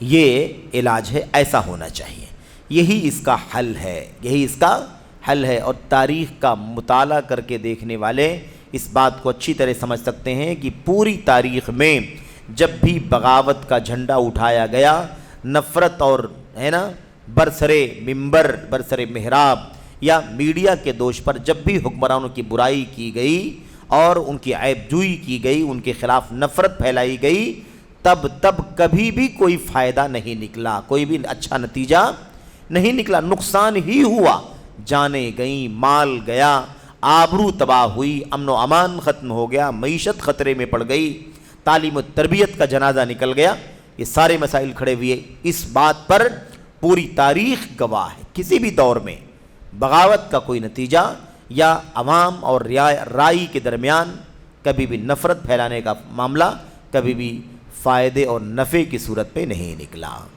اور اس سے پہلے اس بات کی طرف اشارہ ہو چکا ہے کہ یہ باتیں تو چل رہی ہیں اسلامی حکمرانوں کی، لیکن ہم جس ملک میں رہتے ہیں یہ ہمارا سیکولر ملک ہے، یہ جمہوری ملک ہے، اس ملک کے اندر بھی یا مسلمان جہاں بھی اقلیت میں بستے ہوں، اس بات کو سمجھنا چاہیے کہ برسرے ممبر، برسرے اسٹیج، برسرے پلیٹ فارم یا برسرے میڈیا کسی بھی حکمران اور ذمہ دار کی مذمت کرنا، برائی کرنا، اول فول بولنا، تنقیص کرنا اور اس کی انسلٹ کرنا کسی بھی صورت میں درست نہیں ہے، اس کا بھی کبھی فائدہ نہیں مل سکتا نقصان کے سوا۔ بھائی وہ ذمہ دار ہیں ملک کے، بڑے منصب پر فائز ہیں، تو اپنی منصب کے اعتبار سے وہ محترم ہیں، اپنے منصب کے اعتبار سے وہ تکریم کے قابل ہیں، اپنے منصب کے اعتبار سے ان کا جو منصب ہے، ان کا جو مقام ہے، وہ مقام دیا جانا چاہیے۔ اس لیے اگر کوئی مسئلہ بھی ہے تو قانون ہے، نظام ہے، کانسٹیٹیوشن ہے، عدلیہ ہے، یہ سارے راستے ہیں، ان سارے راستوں کے ذریعے سے اپنے مسئلے کو حل کرنے کی کوشش کرنی چاہیے۔ کشاکش اور کشیدگی بڑھا کر کے امن اور امان کو تباہ کرنے کا راستہ نہیں پکڑنا چاہیے۔ ایسے لوگ ناقبت اندیش ہیں جو اس طرح کی باتیں سمجھتے ہیں۔ ہمارا اسلام، ہمارا دین اس بات کی تعلیم دیتا ہے کہ جس کا جو مقام ہے وہ مقام دیا جائے۔ انزل الناس منازلہم، ہر ایک کو اپنا مقام دو جو اس کا مقام ہے۔ جب کسی قوم کا معزز آپ کے پاس آئے تو اس کی تکریم کرو۔ جب کوئی قوم کا معزز ہو تو کیا کرو؟ اس کی تکریم کرو۔ تو اپنے ملک اور وطن کا کوئی ذمہ دار ہے، بڑا منصب پر فائز ہے، تو اس کی منصب کے حساب سے، اس کے منصب کے اعتبار سے اس کی تکریم اور اس کی میرے بھائیوں آؤ بھگت ہونی چاہیے، اس کو پہچانا جانا چاہیے، ہے نا۔ اور اگر کوئی کمی بیشی ہے تو اس کی جگہ میرے بھائیوں میڈیا یا عوامی پلیٹ فارم پر آ کر کے اس کی انسلٹ کرنا، اول فول بولنا، یہ کوئی طریقہ نہیں ہے۔ اس کا بھی نقصان ہی ہوا ہے ہمیشہ، کیونکہ کشاکش بڑھتی ہے، نفرتیں بڑھتی ہیں، ہے نا، اور اس کی وجہ سے پھر صورتحال دوسری ہو جاتی ہے، چاہے وہ سیاسی میدان کے لوگ ہوں یا علم اور دین سے تعلق رکھنے والے لوگ ہوں۔ اس طرح کا قدم اٹھانے والے بہرحال کسی بھی صورت میں امت کے حق میں نفع بخش نہیں ہو سکتے۔ بہت زیادہ ہوش کے ناخن لینے کی ضرورت ہے، فکر مندی کی ضرورت ہے، بصیرت کی ضرورت ہے۔ صرف اور صرف شور شرابے اور جذباتیت سے کام کرنا کسی بھی صورت میں عقل مندی کا کام نہیں ہو سکتا۔ اس لیے اللہ تبارک و تعالیٰ سے دعا ہے کہ اللہ تعالیٰ ہم سب کو ہوش مندی کی، فکر مندی کی، سمجھداری کی توفیق عطا فرمائے، اور بصیرت کو کبھی بھی اللہ تبارک و تعالیٰ ہمیں نظر انداز کرنے سے بچنے کی توفیق عطا فرمائے، آمین رب العالمین۔ تو یہ جملہ معترضہ کے طور پر بیچ میں یہ بات آ گئی۔ شیخ کہہ رہے ہیں رحمۃ اللہ علیہ کہ حل یہ ہے کہ ان کے لیے ہدایت کی، توفیق کی، نیک نیتی کی اور نیک مشیروں کی دعا کی جائے، یہی اس کا حل ہے، کیونکہ برا بھلا کہنے سے کیا ہوگا؟ ان کی خیر و بھلائی میں اضافہ نہیں ہوگا۔ برائی کرنے سے خیر و بھلائی میں اضافہ نہیں ہوگا، انہیں برا بھلا کہنا مصلحت نہیں ہے۔ میرے بھائیو، یہ بڑے علماء ہیں، چوٹی کے علماء ہیں، امامت کا مقام رکھنے والے، کتنی گہرائی ہے، کتنی بصیرت ہے میرے بھائیو۔ تو کہتے ہیں انہیں برا بھلا کہنا مصلحت نہیں ہے، بلکہ برا بھلا کہنے اور لان تان کرنے کا اسلام سے کوئی تعلق نہیں۔ بھئی کوئی آدمی کسی عام مسلمان کی انسلٹ نہیں کر سکتا، تو آپ بتائیے ولی امر اور حاکم کی انسلٹ کیسے کر سکتا؟ میں نہیں برداشت کر سکتا، ہے نا، کہ میری کسی نجی غلطی کو نجی نصیحت کرنے کے بجائے، تنہائی میں نصیحت کرنے کے بجائے مجھے میرے بھائیوں ممبر و محراب سے رسوا کیا جائے۔ میں اگر پسند نہیں کرتا تو مسلمانوں کا حکمران کیسے پسند کر سکتا ہے؟ یا کوئی بڑا سے بڑا کسی جگہ کا حاکم اور ذمہ دار کیسے اس بات کو پسند کر سکتا ہے؟ اس لیے یہ چیز کسی بھی صورت میں مناسب نہیں ہے۔ یہ بات شیخ امام ابن باز رحمۃ اللہ علیہ نے کب کہی ہے؟ اصل میں اس کا پس منظر ہے جو مسائل پیش آئے تھے بہت سارے ممالک میں، عرب ممالک میں، ہے نا، جو فتنے فسادات رونما ہوئے، اس تناظر میں یہ بات شیخ علامہ ابن باز رحمۃ اللہ علیہ نے یہ بات کہی ہے، جیسا کہ فتاوی العلماء الاکابر فیما اہدر من دماء فی الجزائر، اس نام کی کتاب میں، عبد المالک رمضانی صاحب کی کتاب ہے میرے بھائیوں، انہوں نے اس فتوے کو اس کتاب کے اندر نقل کیا ہے۔ یہ ہو گئی بات۔ اس کے بعد تیسری جو بات ہے وہ حاشیہ نمبر 2 میں ہے۔ شیخ صالح فوزان نے جواب دیتے ہوئے کہا تھا کہ حکمرانوں کو ممبر و محراب پر ہدف طعن بنانا حرام غیبت میں شامل ہے، اس پر بات ہو گئی۔ جو حکمرانوں سے سرزد ہونے والے منکر سے بڑا منکر ہے، حکمرانوں سے جو غلطیاں ہو رہی ہیں اس سے بڑی غلطی ہوگی کیا؟ کہ ان کو ممبر و محراب سے رسوا کیا جائے، کیونکہ ایک تو یہ غیبت ہے، ایک تو کیا ہے؟ یہ غیبت ہے، نیز اس سے فتنہ پروری اور تفرقہ بازی لازم آتی ہے، یعنی ایسا کرنے سے فتنہ پھیلے گا اور پھر امت کے اندر انتشار اور فرقہ بندی آ جائے گی۔ نیز اس سے دعوت کے کام کی روانی متاثر ہوتی ہے۔ دعوت کا جو کام ہے، جو اس امت کا مشن ہے، کنتم خیر امہ اخرجت للناس تأمرون بالمعروف وتنہون عن المنکر، جو یہ مشن ہے، یہ دعوت کا جو کام ہے نا، یہ اس کی روانی یعنی اس کا تسلسل کیا ہوتا ہے؟ متاثر، پھر ٹھپ پڑ جاتا ہے، نظام درہم برہم ہو جاتا ہے۔ اس پر شیخ جمال بن فرحان الحارثی رحمۃ اللہ علیہ نے ایک حاشیہ لگایا ہے، اس حاشیے پر غور کریں، اشارہ ہے، خاص طور پر صرف اشارہ ہے لیکن وہ اشارہ کافی ہے ہمارے سمجھنے کے لیے۔ کہتے ہیں اسی طرح حاشیہ نمبر 2 میں دیکھیں صفحہ نمبر 401 پر، اسی طرح اس کا نتیجہ یہ ہوگا کہ لوگ بھلائی میں بھی ان کی سموطاعت نہیں کریں گے۔ بھئی کوئی گناہ کا کام، کوئی غلطی کا کام ہوا ہے تو اس کو اگر تنہائی میں سمجھایا جائے گا تو اصلاح ہو جائے گی، اصلاح نہیں ہوگی تو فتنہ آگے نہیں بڑھے گا۔ لیکن اگر عوامی پلیٹ فارموں سے اس کو پھیلایا جائے گا تو عوام کے دلوں میں اپنے حاکم کے خلاف نفرت پیدا ہوگی، اور اس نفرت کے نتیجے میں کیا ہوگا؟ وہ حکمران جو بھلی باتوں کا بھی حکم دیں گے، ان بھلی باتوں میں بھی عوام ان کی بات ماننے کے لیے تیار نہیں ہوگی۔ نقصان ہوگا کہ نہیں ہوگا؟ نفرت کریں گے لوگ، نہیں اس کی بات ماننے کی ضرورت نہیں ہے، ہم نہیں مانتے۔ پھر لوگ کیا کہتے ہیں ہم ان کو حاکم ہی نہیں مانتے، ہم ان کو اپنا امام ہی نہیں مانتے، یہ صورتحال پیدا ہو جاتی ہے۔ تو کہتے ہیں اس کا نقصان یہ ہوگا کہ بھلائی میں بھی لوگ ان کی سموطاعت نہیں کریں گے۔ سموطاعت یعنی سنیں گے نہیں، مانیں گے نہیں، سنیں گے نہیں اور اطاعت نہیں کریں گے، اور ناحق خون بہائیں گے۔ ناحق کیا ہوگا؟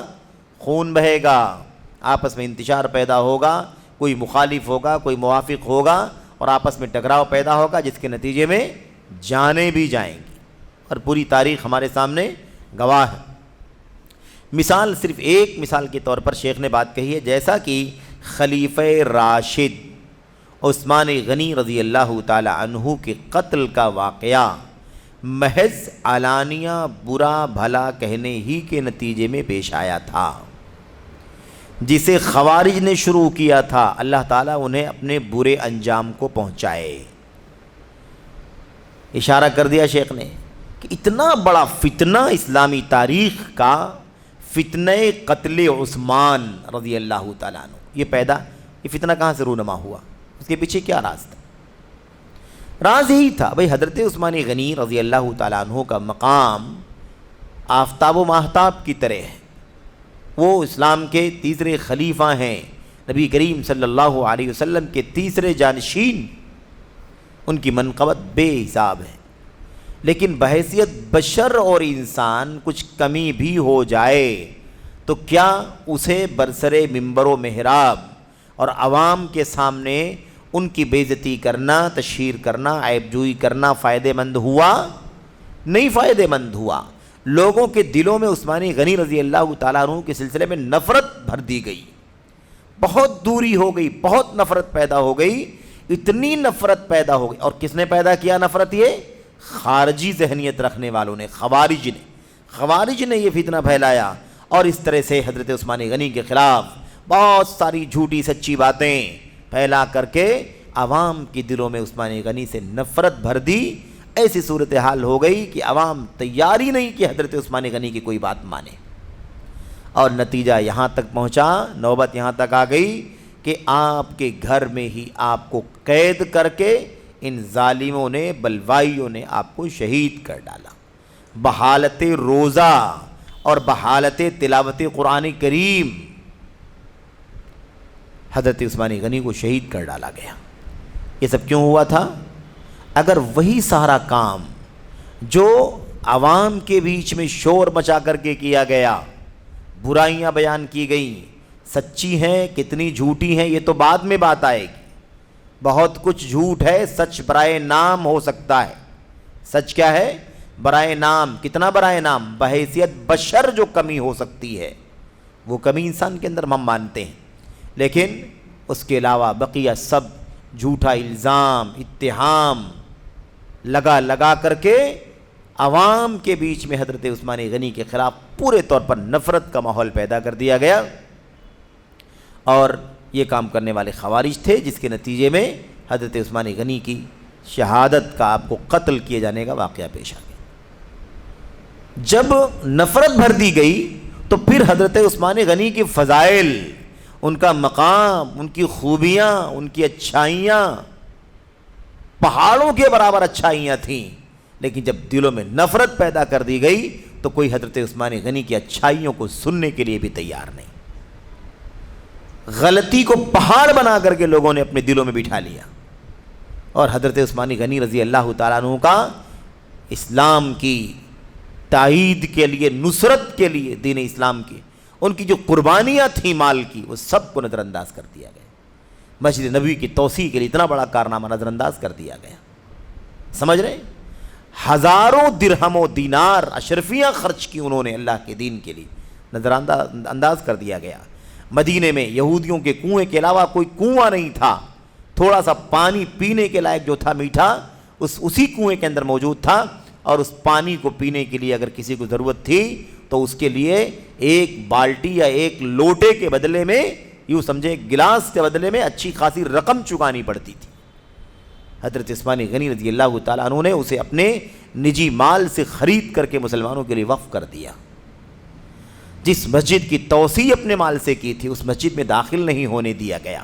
جس کنویں کو خرید کر کے مسلمانوں کے لیے وقف کیا تھا اس کنویں کا پانی پینا بند کر دیا گیا، اور آپ کو پوری طور پر مظلومانہ شہید کر دیا گیا آپ کے گھر پہ۔ کون تھے وہ لوگ؟ آگے آنے والے اوباش تھے اور بڑھاوا دینے والے خوارج تھے، وہ بھی بد باطن حضرت عثمان غنی رضی اللہ تعالیٰ عنہ کے خلاف۔ اس کے بعد میرے بھائیوں آگے کیا کچھ ہوا وہ ایک لمبی تاریخ ہے۔ یہ اشارہ شیخ نے کیا کیا کہ اس کا نقصان یہ ہوتا ہے کہ فتنہ پروری پیدا ہوتی ہے، فرقہ بندی آ جاتی ہے، اور دعوت کے کام کی روانی متاثر ہو جاتی ہے۔ یہ سارے نقصانات ہوتے ہیں، اور حضرت عثمان غنی رضی اللہ تعالیٰ عنہ کی شہادت کے ساتھ معاملہ ایسا ہی کچھ ہوا۔ اور اس سے پہلے بھی ہم نے اشارہ کیا تھا کہ صوبائی جمعیت نے عثمان غنی رضی اللہ تعالیٰ عنہ کی سیرت کے سلسلے میں خاص طور پر یہ جو حصہ ہے ان کی شہادت کا، اور شہادت کس بنیاد پر ہوئی، کس بنیاد پر بلوائیوں نے اور سبائیوں نے آپ کو قتل کر ڈالا، اس کا پورا پس منظر کیا ہے، کتنی باتیں اس میں سچی ہیں، کتنی پروپیگنڈے ہیں، کتنے اتہامات ہیں، کتنے الزامات ہیں، یہ ساری باتیں، اور ساتھ ہی ساتھ حضرت عثمان غنی کی شہادت کا نقصان امت پر کیا ہوا، اس فتنے کے برے اثرات امت پر، انسانیت پر کیا مرتب ہوئے، ان تمام چیزوں کا تذکرہ اس کتاب کے اندر موجود ہے۔ اس کتاب کا نام ہے عثمان غنی رضی اللہ تعالیٰ عنہ کی زندگی کے آخری ایام۔ صوبائی جمعیت نے ابھی جلد اس کتاب کو شائع کیا ہے، اور اس سے انشاءاللہ تبارک و تعالیٰ اس حوالے سے جو بھی غلط فہمیاں ہیں وہ انشاءاللہ تبارک و تعالیٰ زائل ہو جائیں گی، اور اس کتاب کو پڑھنے کی یقیناً ضرورت ہے، کیونکہ عثمان غنی رضی اللہ تعالیٰ عنہ کے خلاف ہمیشہ آئے دن ماضی قریب میں بھی، ماضی بعید میں بھی اور ماضی قریب میں بھی بہت سارے لوگوں نے ان کو لعنت اور ملامت کا ہدف بنایا ہے، ان کی عیب جوئی کی ہے، اور ایسے لوگوں نے ان کے خلاف بھی امت کے دلوں میں، آج کل کی موجودہ امت کے دلوں میں بھی نفرت بھرنے کی کوشش کی ہے۔ انشاءاللہ ان تمام شبہات کا ازالہ ہوگا اس کتاب کے ذریعے سے۔ اس کے بعد میرے بھائیوں، اس کے بعد جو اگلا نقطہ ہے وہ ذرا طویل ہے اور بہت ہی اہم ہے، اسی کو ہم پڑھ کر کے انشاءاللہ تبارک و تعالی بات کو ختم کریں گے۔ یہاں پر جو بات سمجھنے کی ہے، اگلے نقطے کی جو بات ہے، اگلا جو نقطہ ہے وہ یہ ہے کہ حضرت شیخ جمال فریحان حارثی رحمۃ اللہ علیہ نے اس بات پر جو شیخ صالح فوزان نے کہا ہے کہ رہا اس ملک کے علماء کو یہ طعنہ دینا کہ وہ حکمرانوں کو نصیحت نہیں کرتے یا وہ حکومت کے دباؤ میں ہیں، یہ جو بات کہی ہے نا، اس بات پر شیخ جمال کا یہ حاشیہ دیکھنے سے تعلق رکھتا ہے، یعنی علماء دباؤ میں ہیں، حق نہیں بولتے ہیں، تو اب یہ بات اگر عوام کے بیچ میں لائی جائے تو علماء سے عوام نفرت کریں گے کہ نہیں کریں گے؟ حق نہیں بولتے، پریشر میں رہتے ہیں، مال کی لالچ میں، عہدے کی لالچ میں، منصب کی لالچ میں حق نہیں بولتے ہیں علماء۔ ایسے علماء کی بات ہم نہیں مانتے، ایسے علماء کی کتابیں ہم نہیں پڑھتے، ان کے فتوے ہم نہیں دیکھتے، ان کی ویڈیوز ہم نہیں سنتے۔ نفرت پیدا ہوگی کہ نہیں پیدا ہو؟ تنقیص کرتے ہیں لوگ، یہ نقصان ہوتا ہے۔ اس پر شیخ جمال حفظہ اللہ نے رحمۃ اللہ علیہ نے جو طویل حاشیہ لگایا ہے، یہ اپنے آپ میں ایک موضوع ہے، اور میں سمجھتا ہوں کہ اس کو باختصار ہی صحیح، سرسری ہی صحیح ہم پڑھ لیں گے تو بات واضح ہو جائے گی، کوئی لمبی بات شرح میں کرنے کی ضرورت نہیں ہے، کیونکہ خود اپنے آپ میں ایک تفصیل ہی ہے، اسے پڑھ لینا کافی ہے۔ آئیے دیکھتے ہیں علماء کرام پر، کہتے ہیں نمبر 1 حاشیے میں، علماء کرام پر طعن و تشنیع کی ایک دوسری قسم بھی ہے جسے ہم نے زیادہ تر محمود حداد مصری نامی شخص سے منسوب فرقہ حداد کے ذریعے سے سنا ہے۔ یہ بات آپ لوگ شاید پہلی بار، بعض ہمارے ساتھی پہلی بار سن رہے ہوں کہ فتنہ کہاں سے؟ آج بھی علماء کے خلاف بات کرتے کہ نہیں بات کرتے ہیں لوگ؟ شیخ بن باز کے خلاف، بن عثیمین کے خلاف، علامہ البانی کے خلاف، شیخ صالح فوزان کے خلاف، ہماری جو بر صغیر ہندوستان، ہندو پاک کے یا اس کے اطراف کے جو علماء ہیں، ان علماء اہل حدیث کے خلاف، جماعت کی ذمہ داروں کے خلاف، علماء کے خلاف کتنی ساری باتیں ہوتی ہیں، آج کتنی ساری باتیں ہوتی ہیں۔ یہ دیکھیے شیخ کہہ رہے ہیں کہ ہم نے علماء کرام پر طعن و تشنیع کے حوالے سے ایک بات جو سنی ہے وہ زیادہ تر محمود حداد مصری نامی شخص سے منسوب فرقہ حدادیہ کے ذریعے سے آئی ہے۔ اب ایک فرقہ ہی ہے باقاعدہ، محمود حداد نامی آدمی ہے مصر کا، اس کے نام سے اس کی ذہنیت کے لوگوں کا ایک فرقہ ہے، ان کو حدادیہ کہا جاتا ہے، فرقہ حدادیہ، حدادیون کہا جاتا ہے ایسے لوگوں کو۔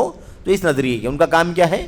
امت کے علماء کے خلاف زبان درازی کرنا، ان کی عیب جوئی کرنا، ان کو بدعتی کہنا، ان کو فاسق کہنا، ان کو کافر کہنا، ہے نا، ان کو کہنا حکومت کے دباؤ میں ہے وغیرہ، اس طرح کی بہت ساری باتیں کہنا۔ اور میں آپ کو بتاؤں بالکل سرسری طور پر کہ محمود حداد جو ہے وہ بھی قریب کا ہے، ابھی جلدی وفات پایا ہے۔ میں سمجھتا ہوں کہ بمشکل، مجھے میرے ذہن میں نہیں ہے وہ تاریخ، لیکن میں سمجھتا ہوں کہ بمشکل یعنی مطلب اسی دہائی کے، پچھلی دہائی کے بیچ میں، ہے نا، 1-2 دہائیوں کے بیچ میں اس کی وفات ہوئی ہے۔ اور معاملہ کیا تھا؟ معاملہ یہ تھا کہ اصلاً مصری ہے، یہ محمود حداد جو ہے اصلاً مصری ہے، لیکن یہ سعودی عرب میں آ کر کے رہتا تھا، مدینے میں بہت دنوں تک یہ رہا بھی ہے۔ یہ اس کی کوئی علمی چھاپ نہیں ہے، علمی پہچان نہیں ہے، یعنی وہ عالم فاضل نہیں تھا، کچھ تھوڑا بہت یہاں وہاں سے پڑھا رہا ہوگا، لیکن بڑے علماء سے علم حاصل کرنا اس کی، میرے بھائیو، اس کے نصیبے میں نہیں رہا۔ اس کا کام یہ تھا کہ یہ علماء کے خلاف بہت ساری باتیں کرتا تھا، کیڑے نکالتا تھا، عیب جوئی کرتا تھا۔ اور پہلے تو لوگ نہیں سمجھ سکے، اس زمانے میں میڈیا بھی نہیں تھا کہ تیزی سے کوئی چیز پھیلے، اندر وہ اس کے جراثیم، علماء سے نفرت والے جراثیم پھیلتے چلے گئے۔ دھیرے دھیرے اس کی ایک ٹولی تیار ہو گئی، اس کا ایک گروہ کیا ہو گیا؟ تیار ہو گیا۔ اس کا یہی کام تھا، علماء امت کے خلاف ہرزہ سرائی کرنا، تکفیر، تبدیل، لعنت، ملامت، ہے نا، ان کی بے عزتی کرنا، ان کی فضیحت، یہ ان کا کام تھا۔ لیکن میں آپ کو بتاؤں کہ جو خلیجی جنگ ہوئی تھی اس موقع پر یہ چیز کھل کر کے سامنے آ گئی، اور علماء نے، جو علماء تھے، الحمدللہ ابھی علماء باحیات بھی ہیں، ان میں سے کچھ وفات بھی پا گئے لیکن کچھ باحیات بھی، ان علماء نے الحمدللہ جب اس فتنے کو بھانپ لیا کہ عوام اس فتنے کے ماحول میں، جو خلیجی جنگ کا ماحول تھا، اس فتنے کے ماحول میں اپنے علماء کی قیادت میں رہتی ہے، اپنے علماء کی رہنمائی کے مطابق ہی وہ زندگی گزارتی ہے تاکہ فتنے میں نہ پڑے۔ تو اب علماء سے دور کرنے والا فتنہ کس نے پیدا کیا ہے؟ علماء سے نفرت والا فتنہ کس نے پیدا کیا ہے؟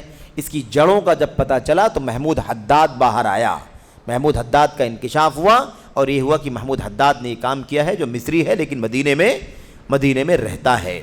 اور اس وقت کے جو علماء تھے ان میں ابھی جو علامہ شیخ ربیع بن ہادی بن عمر المدخلی حافظہ اللہ ہیں، اللہ تعالیٰ انہیں صحت اور عافیت سے نوازے، ان کی زندگی دراز فرمائے، سنت کے چوٹی کے علماء میں سے ایک ہیں میرے بھائیوں، اور حق کے لیے اور باطل کے خلاف ننگی تلوار ہیں، حق کے دفاع اور باطل کی تردید میں میرے بھائیوں بلا کسی ملامت گر کی ملامت کے، میرے بھائیوں زبان اور قلم کے ذریعے سے حق کا دفاع کرتے ہیں، باطل کی تردید کرنے والے۔ ایسے ہی شیخ محمد بن ہادی المدخلی جو ہم لوگوں کے استاذ بھی ہیں مدینہ یونیورسٹی میں، انہوں نے بھی الحمدللہ اس کا پردہ فاش کیا، محمود حداد کا۔ اور اس وقت ایک چھوٹی کے امام اور عالم گزرے ہیں شیخ محمد امان الجامی رحمۃ اللہ علیہ، جو عقیدے کے باب میں چوٹی کا مقام رکھنے والے تھے، جامعہ اسلامیہ مدینہ طیبہ کے پروفیسر تھے اور ایک بڑی علمی شخصیت تھی عقیدے کی منہج کی. انہوں نے بھی اس کا پردہ فاش کیا. تب جا کر کے لوگوں کو پتہ چلا کہ علماء کے خلاف، اور یہ تو ہم بات کر رہے ہیں موجودہ وقت کے علماء کی، موجودہ وقت کے علماء کی برائی تو وہ کرتا ہی تھا محمود حداد اور اس کی پارٹی، لیکن اس سے زیادہ وہ قدیم علماء، علماء حدیث، علماء جرح و تعدیل، علماء سیر کے خلاف بڑی ہرزہ سرائی کرتا تھا. ابھی اس کا تذکرہ آ رہا ہے. یہ سرسری طور پر آپ کے سامنے اس کی تھوڑی سی روداد ہے کہ وہ کیا تھا، اور ہمیں بہت زیادہ ڈیٹیل میں جانے کی ضرورت نہیں ہے. ہم فتنہ سمجھنا چاہتے ہیں تاکہ اس فتنے سے اپنے آپ کو بچائیں. کیا کیا جناب؟ فرقہ حداد کے ذریعے سنا ہے. جو پہلے مدینے میں مقیم تھا، اس شخص نے اپنے کپڑے کے بٹن کھول کر یہاں تک کہ ناف ظاہر ہو. کپڑے کے بٹن کھولنا یہاں تک کہ ناف کیا ہو؟ ظاہر ہو. آپ جانتے ہیں کہ ناف سے لے کر کے گھٹنے تک سطر ہے. ناف سے لے کر گھٹنے تک کا حصہ کیا ہے؟ سطر ہے. تو اپنے کپڑے کے بٹن کھول کر یہاں تک کہ اس کی ناف ظاہر ہو، اس طرح سے وہ کر کے، اس طرح سے اپنا حلیہ بنا کر کے کم علم بھولے بھالے لوگوں کو اس نے دھوکہ دیا تھا. ٹھیک ہے. سب سے پہلے اس فرقے کا ظہور کہاں سے ہوا؟ یہ فرقہ شروع کہاں سے ہوا؟ اپنی مجلسوں میں حافظ ابن حجر العسقلانی رحمۃ اللہ علیہ، بتائیے، ابن حجر رحمۃ اللہ علیہ، اور اسی طرح امام نووی رحمۃ اللہ علیہ، جو ابن حجر رحمۃ اللہ علیہ سے پہلے ہیں، 7ویں صدی ہجری کے، ابن حجر 9ویں صدی ہجری کے ہیں. میرے بھائیوں، رحمہم اللہ پر طعن و تشنیع، ان کی ہرزہ سرائی یعنی ان کی برائی، اور لوگوں کو انہیں کھلم کھلا بدعتی قرار دینے کی دعوت دینے اور اسی بنیاد پر ان کا امتحان لینے کے ذریعے سے ہوا تھا. سب سے پہلے فتنہ کہاں سے شروع ہوا؟ محمود حداد نے اور اس کی پارٹی نے کیا کام شروع کیا؟ اپنی مجلسوں میں، بھائی بتاؤ ابن حجر بدعتی ہیں کہ نہیں بدعتی ہیں؟ مانتے ہو کہ نہیں مانتے ہو بدعتی ہیں؟ امام نووی مانتے ہو کہ نہیں بدعتی ہیں؟ امتحان لیتے تھے. اگر کوئی بدعتی مانے تو ٹھیک ہے، تو پھر اس سے نفرت. یہ ان کا طریقہ تھا. اچھا جناب، اور یہ اپنے مخالف کو اہل بدعت میں شامل کر دیتے تھے. جو ان کی بات نہیں مانتا وہ کیا ہے؟ وہ بدعتی ہے. جو ان کے موقف پر نہیں ہے وہ بدعتی. نیز یہ اس حد تک تجاوز کر چکے تھے کہ امام ابن باز، شیخ صالح فوزان، شیخ لوہیدان اور علامہ البانی وغیرہ پر طعن و تشنیع کیا کرتے تھے. تو قدیم چوٹی کے علماء، ائمہ، محدثین اور موجودہ وقت کے چوٹی کے علماء، دنیا کے اندر اونچا مقام رکھنے والے، ان کے خلاف یہ ان کا کام تھا. ان کی عیب جوئی کرنا، برائی کرنا، تانا زنی کرنا، یہ ان کا کام تھا. کہتے ہیں یہاں تک کہ ان کا ایک شخص، اب کچھ مثال دے رہے ہیں، یہاں تک کہ ان کا ایک شخص یعنی اسی فرقے کا، حدادیہ کا ایک شخص، کچھ دنوں تک موسم گرما میں شیخ ابن باز رحمہ اللہ سے طائف میں امام ابن عاصم کی کتاب السنہ پڑھ رہا تھا، پھر چھوڑ دیا. یعنی علماء سے نفرت اور دشمنی کی مثال بیان کر رہے ہیں موجودہ وقت کے علماء. شیخ بن باز سے نفرت کیسی تھی اس کی؟ ایک آدمی گرمی کے سیزن میں شیخ بن باز رحمۃ اللہ علیہ کے پاس ابن ابی عاصم کی کتاب السنہ پڑھ رہا تھا، ان کا درس ہو رہا تھا، یہ بھی پڑھ رہا تھا، اس کے بعد چھوڑ دیا. جب اسے اس کا سبب پوچھا گیا کہ بھائی تم تو حدیث کا درس شیخ بن باز کے پاس لے رہے تھے تو تم نے کیوں چھوڑ دیا وہاں سے؟ تو اس نے جواب میں کیا کہا؟ میں تو صرف شیخ ابن باز پر حجت قائم کرنے کے لیے پڑھ رہا تھا. جاہل آدمی عالم پر حجت کیسے قائم کرے گا؟ اور ایک اتنا جاہل، اتنا اس قدر جاہل، اور ایک طرف علم کا، امامت کا پہاڑ ابن باز جیسا رحمۃ اللہ علیہ، تو ان پر کیا حجت قائم کرے گا؟ اس پر حجت قائم ہو گئی کہ وہ علم کا اور طلب علم کا، میرے بھائیوں، آدمی نہیں ہے، علم اور طلب علم سے محروم ہے، یہ اس کی حالت ہے. اس پر حجت قائم ہو گئی. شیخ بن باز پر کیا حجت قائم ہوگی؟ میں کہتا ہوں، شیخ جمال کہتے ہیں، میں کہتا ہوں یہ ناسمجھ، بچکانا امام ابن باز رحمہ اللہ جیسے باعظمت مینار، ٹھوس پہاڑ، ناصر سنت اور قامع بدعت، سنت کے مددگار اور بدعت کے مٹانے والے ہے نا، پر کون سی حجت قائم کرنا چاہتا ہے؟ یعنی شیخ بن باز پر کون سی حجت قائم کرے گا بھائی؟ یہ اللہ تعالیٰ اہل بدعت و خواہشات کا برا کرے. اس کے بعد کہتے ہیں رہا ان کا سرغنہ محمود حداد، جو ان کا سرغنہ ہے محمود حداد مصری جو اس کا سرغنہ ہے، کہتے ہیں اس کا جہاں تک رہا مسئلہ تو اس کی کہانی کیا ہے، عقیدہ تحاویہ کی وصیت کرنے والوں پر طعنہ زنی کرتے ہوئے کہتا ہے، بھئی علماء سنت ہمیشہ کیا کہتے رہے ہیں، عقیدہ تحاویہ اہل السنت والجماعت کا عقیدہ ہے، یہ کتاب پڑھو۔ وصیت کرتے ہیں کہ نہیں کرتے ہیں؟ الحمدللہ اہل سنت وصیت کرتے ہیں کتاب عقیدہ تحاویہ پڑھنے کی، کیونکہ اس کے اندر اہل السنت والجماعت کا عقیدہ لکھا گیا ہے۔ تو ان پر یہ طعنہ زنی کرتا ہے، جو اس کتاب کو پڑھنے کے لیے کہتے ہیں یہ ان پر کیا کرتا ہے، طعنہ زنی کرتا ہے، عیب جوئی کرتا ہے، اور کیا کہتا ہے، اس دور کے بہت سے علماء اہل سنت عقیدہ تحاویہ اور اس کی شرح کی وصیت کرتے رہتے ہیں، یعنی بہت عیب کی بات ہے بھائی، اس کے نزدیک کیا ہے، یہ بہت عیب کی بات ہے، بری بات ہے کہ سنت کے علماء کیا کرتے ہیں، عقیدہ تحاویہ پڑھنے کی، اس کی شرح کرنے کی وصیت کرتے رہتے ہیں۔ اس طرح سے وہ اس کو برا لگتا ہے۔ میں کہتا ہوں، یعنی شیخ جمال کہہ رہے ہیں، میں کہتا ہوں اس کتاب کی وصیت کرنے والے علماء میں امام ابن باز رحمہ اللہ بھی ہیں، بلکہ وہ تو یہ کتاب اپنے طلبہ کو مسجد میں پڑھاتے ہیں۔ اسی طرح اپنی کتاب، ہو گئی بات یہاں شیخ بن باز کے بارے میں بات ہو گئی، آگے کہہ رہے ہیں اسی طرح اپنی کتاب عقیدۃ ابی حاتم و ابی زرعہ، یہ کتاب کس کی ہے، اسی کی ہے، محمود حداد کی کتاب ہے۔ کیا ہے، عقیدۃ ابی حاتم و ابی زرعہ، ابو زرعہ اور ابو حاتم کا عقیدہ، اس نام سے کتاب لکھی، صفحہ نمبر 90 میں بلا وضاحت، نام نہیں لیا ہے، امام البانی رحمہ اللہ کے اس کتاب کی تخریج کرنے پر نکیر کرتا ہے۔ علامہ البانی نے اس کتاب کی تخریج کی ہے تو اس پر نکیر کرتا ہے، ٹھیک ہے۔ کس کتاب کی، عقیدہ تحاویہ کی، عقیدہ تحاویہ کی بات چل رہی ہے نا، اس کی تخریج کیا ہے علامہ البانی رحمۃ اللہ علیہ نے، تو اپنی اس کتاب کے اندر شیخ البانی پر تنقید کر رہا ہے، نکیر کرتا ہے۔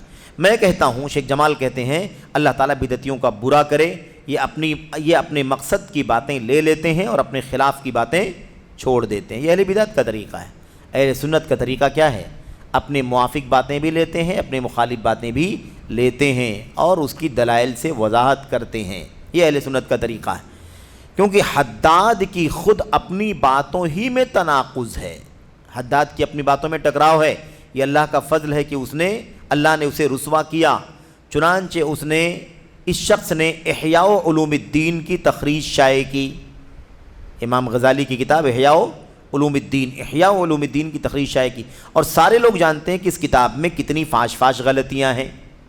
احیاء علوم الدین کے بارے میں ہم جانتے ہیں کہ اس میں بڑی فاش غلطیاں علامہ غزالی رحمۃ اللہ علیہ نے کی ہیں، تصوف کی بہت ساری باتیں اس کے اندر موجود ہیں۔ حافظ ذہبی رحمۃ اللہ علیہ نے اپنی کتاب سیر کے اندر بہت بڑی وضاحت کی ہے کہ اس کتاب کے اندر بہت کچھ غیر مناسب چیزیں، عقیدے کے خلاف فاسد باتیں ہے نا موجود ہیں۔ تو سب لوگ جانتے ہیں کہ اس کتاب میں کتنی فاش غلطیاں ہیں، لیکن اس کے باوجود اس نے کوئی تنبیہ اور تعلیق نہیں لگائی، تخریج کا کام کیا لیکن کوئی تعلیق نہیں لگائی، نہ اپنی کتاب میں خلل کی جگہوں کی وضاحت اور اس کی تنقیح کی، یعنی کتاب پر کام کر رہا ہے آدمی اور کچھ بھی نہیں کیا۔ غلطیاں واضح کرنا چاہیے کہ نہیں واضح کرنا چاہیے، یہ بات ہے۔ اچھا، اس کے بعد کیا ہے، بھلا اس سے زیادہ تناقض اور کیا ہو سکتا ہے، بھلا اس سے زیادہ تناقض یعنی ٹکراؤ اور کیا ہو سکتا ہے، لہٰذا مذکورہ دونوں کتابوں میں زمین و آسمان کا فرق ہے، یعنی ایک تخریج علامہ البانی رحمۃ اللہ علیہ کی عقیدہ تحاویہ کی اور ایک تخریج اس کی ہے احیاء علوم الدین کی۔ اس نے احیاء علوم الدین جیسی کتاب کی تخریج کی اور کسی بھی غلطی پر کوئی بھی نقد نہیں، کوئی تبصرہ نہیں، کوئی تعلیق نہیں، کچھ نہیں، ایسے آگے بڑھ گیا۔ اچھا، اور اس کے پیروکاروں میں سے جن لوگوں نے بھی علماء کی شان میں گستاخیاں کی ہیں اپنے پیشوا ہی کی پیروی میں کی ہیں، یعنی سب کے سب محمود حداد کی پیروی میں ہی علماء کی گستاخی کرتے رہے ہیں۔ چنانچہ اس نے خود شیخ الاسلام ابن تیمیہ رحمہ اللہ کی تنقیص کی ہے اور ان پر یہ الزام لگایا ہے کہ وہ ارجاء کو معمولی قرار دیتے ہیں۔ ارجاء کا ایک باطل عقیدہ ہے نا، انحراف ہے، کیا، عمل سے، ایمان سے عمل کو دور کرنا، یعنی جس کا عقیدہ صحیح ہو اس کو عمل کرنے کی ضرورت نہیں ہے۔ یہ مرجئہ فرقے کا عقیدہ تھا۔ کیا کہتا ہے شیخ علامہ ابن تیمیہ رحمۃ اللہ علیہ پر؟ یہ دیکھیے ان کی شان میں بھی گستاخی کی ہے، تنقیص کی ہے، اور الزام لگایا ہے کہ علامہ ابن تیمیہ ارجاء کی بدعت کو معمولی کہتے ہیں، جبکہ ایسی بات نہیں ہے۔ ابن تیمیہ کیا کہتا ہے؟ ابن تیمیہ رحمہ اللہ تعالی اپنی کتاب الایمان میں کہتے ہیں ارجاء ایک لفظی بدعت ہے۔ حداد اس کی منمانی تفسیر کرتے ہوئے کہتا ہے یعنی وہ معنی میں بدعت نہیں ہے، یہ ارجاء کو معمولی قرار دینا ہے۔ علامہ ابن تیمیہ رحمۃ اللہ علیہ نے کہیں بھی ارجاء کی بدعت کو معمولی نہیں کہا ہے۔ جو لفظ کہا ہے وہ کیا کہا ہے؟ ایک لفظی بدعت ہے، یعنی یہ لفظ جو استعمال کیا گیا ارجاء کا، یہ لفظ بدعت ہے، یہ لفظ کبھی استعمال نہیں ہوا ہے۔ عمل کو ایمان سے دور کرنے کے لیے یہ لفظ کبھی استعمال نہیں ہوا۔ علامہ ابن تیمیہ یہ بات کہہ رہے ہیں، وہ یہ کہاں کہتے ہیں، یہ کہاں کہہ رہے ہیں کہ ارجاء غلط نہیں ہے، ارجاء کی بدعت معمولی ہے؟ ایسی بات ابن تیمیہ رحمۃ اللہ علیہ نے نہیں کی ہے۔ انہوں نے کہا ہے، یہی بات کہی ہے کہ لفظی بدعت ہے، لیکن اس کا معنی نکال کے وہ کیا کہتا ہے؟ معنی نکالتا ہے یعنی وہ معنی میں بدعت نہیں ہے۔ استغفر اللہ، اپنی طرف سے یہ بات بنا لی، معنی میں بدعت نہیں ہے۔ یہ کہاں کہا ابن تیمیہ رحمۃ اللہ علیہ نے؟ نہیں کہا، لیکن اپنی طرف سے معنی نکال لیا، اور اس کے بعد کہتا ہے یہ ارجاء کو معمولی قرار دینا ہے۔ الزام ہے یہ۔ اچھا، یہ اس کی غلطیوں لغزشوں کی جستجو نہیں، یعنی شیخ جمال کہہ رہے ہیں کہ یہاں پر بیٹھ کر کے اس موقع پر اس کی ساری غلطیوں کو اکٹھا کرنا مقصد نہیں ہے میرے بھائیوں، بلکہ اس کی کچھ حالت زار کا انکشاف اور حقیقت سے آگاہی ہے۔ مقصد کیا ہے؟ اس کی حقیقت لوگوں کو تھوڑی سی معلوم پڑ جائے، یہی مقصد ہے۔ اس کی ساری غلطیوں کو لا کر کے یہاں جمع کرنا مقصد نہیں ہے۔ کہتے ہیں تاکہ اس سے اور اس جیسے دیگر لوگوں سے دھوکہ کھانے والے بیدار ہو جائیں، ورنہ اس حداد کے آنے اور ان لوگوں کے اس سے متعارف ہونے سے پہلے انہیں ان باتوں سے کیا سروکار تھا؟ یعنی جب تک محمود حداد نہیں آیا، محمود حداد کا فتنہ نہیں آیا، تب تک عوام کبھی بھی اپنے علماء سے نفرت نہیں کرتی تھی۔ یہ فتنہ کہاں سے شروع ہوا؟ محمود حداد کے آنے کی وجہ سے شروع ہوا۔ محمود حداد سے پہلے عوام کو اس سے کوئی لینا دینا نہیں تھا، لیکن یہ فتنہ اس نے پیدا کیا۔ عوام کو اس سے کوئی سروکار نہیں تھا کہ امام ابن حجر، امام نووی، امام ابن حزم، امام شوکانی اور علامہ البانی وغیرہ کو بدعتی قرار دینا ہے۔ یہ بات عوام کے یہاں تھی ہی نہیں حداد سے پہلے۔ یہ کہاں سے بات آئی عوام کے یہاں؟ حداد کے ذریعے سے آئی۔ اب عوام نے یہ کہنا شروع کر دیا کہ ابن حجر، امام نووی، امام ابن حجر، امام نووی، امام ابن حزم، امام شوکانی، امام البانی، ان سب لوگوں کے بارے میں عوام کیا کہنے لگی؟ جیسے حداد کہتا ہے بدعتی ہے، ایسے عوام بھی اس کی کیا کہتی ہے؟ بدعتی ہے، نعوذ باللہ۔ اور ان کے لیے دعائے رحمت نہیں کرنا ہے۔ حداد کا کیا عقیدہ ہے؟ یہ سب بدعتی ہیں، ان علماء کے نام کے ساتھ رحمہ اللہ، اللہ کی رحمت ہو، یہ دعا بھی نہیں کرنی ہے، رحمہ اللہ کہنا جائز نہیں اس کے یہاں۔ محمود حداد کا ایک تناقض یہ بھی ہے کہ وہ بدعتیوں کی کتابیں پڑھنے اور انہیں دیکھنے کا بھی قائل نہیں ہے، یعنی ایک طرف یہ ساری حرکتیں کر رہا ہے وہ، دوسری طرف وہ یہ بھی کہتا ہے کہ بدعتیوں کی کتابیں نہیں پڑھنا چاہیے، بدعتیوں کی کتابیں نہیں پڑھنا چاہیے، اسے سرے سے جائز نہیں سمجھتا، اور یہ بات صحیح ہے۔ لیکن جو بدعات کا داعی و پرچارک ہو اور قبولیت حق کی بابت ہٹ درم ہو، اور جس سے اجتہاد و تعویل کی بنیاد پر بدعات کا صدور ہو گیا ہو، جبکہ وہ سنت کا حامی ہو، سنت ہی اس کا اوڑھنا بچھونا ہو، اور وہ کتب سنت کا سچا خادم ہو، ان دونوں میں نمایاں فرق ہے۔ بات واضح ہوئی یا نہیں ہوئی؟ بات یہ ہے کہ محمود حداد ایک طرف تو ان علماء کو کی توہین کرتا ہے، بے عزتی کرتا ہے، ان کو بدعتی کہتا ہے، ٹھیک ہے، ساتھ ساتھ میں یہ کہتا ہے کہ بدعتیوں کی کتابیں نہیں پڑھنا چاہیے۔ شیخ کہہ رہے ہیں کہ ہم بھی مانتے ہیں کہ بدعتیوں کی کتابیں نہیں پڑھنا چاہیے، لیکن یہ جو باتیں کہہ رہا ہے بدعتیوں کی کتابیں نہیں پڑھنا چاہیے، یہ بات وہ ان اماموں کی کتابوں کے پڑھنے کے بارے میں کہہ رہا ہے، جبکہ بات مختلف ہے، بات فرق ہے۔ کسی کے یہاں کوئی بدعت آ جائے جبکہ وہ سنت کا حامی ہو، ہے نا، سنت کی کتابیں لکھے، جرح و تعدیل کا امام ہو اور سنت کی حمایت کرنے والا ہو، بدعت کی بے کنی کرنے والا ہو، اتنا سارا کارنامہ ہو لیکن اس سے کسی مسئلے میں بدعت ہو گئی ہو، ایسا آدمی اور ایک آدمی جو بدعتی ہی ہو، دونوں میں فرق ہے کہ نہیں فرق؟ یہ بات سمجھنے کی ہے. یہ فرق نہیں کرتا، سب کو بدعتی کہہ کر کے سب سے نفرت دلاتا ہے. بھائی امام ابن حجر کی بات چل رہی ہے. امام ابن حجر سے پہلے امام نووی کا نام آپ لے لیں. امام نووی رحمۃ اللہ علیہ چوٹی کے امام اور عالم گزرے ہیں. انہوں نے امام مسلم کی کتاب صحیح مسلم کی شرح لکھی، دنیا کی سب سے اچھی شرح، اور اس کے اندر ترجمۃ الباب نہیں رکھا تھا امام نووی نے، یعنی ہیڈنگ نہیں قائم کی تھی، کتاب کا نام یہ ہے، باب کا نام یہ ہے، چیپٹر وغیرہ نہیں لکھے تھے. امام نووی ہی نے یہ سارا کام کیا.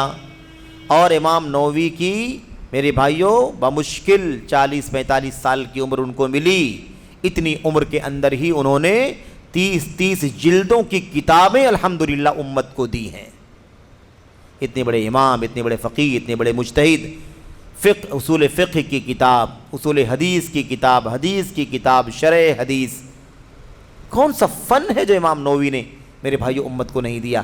اب اتنے بڑے امام سے اگر کسی مسئلے میں کوئی بدعت ہو گئی ہو، کوئی چوک ہو گئی ہو، تو کیا اس کی ساری خدمات کو کنڈم کر دیا جائے گا؟ فرق ہے کہ نہیں فرق ہے؟ اس کی اس بدعت کو نہیں مانا جائے گا، بقیہ ساری چیزوں کو شرح صدر کے ساتھ تسلیم کیا جائے گا.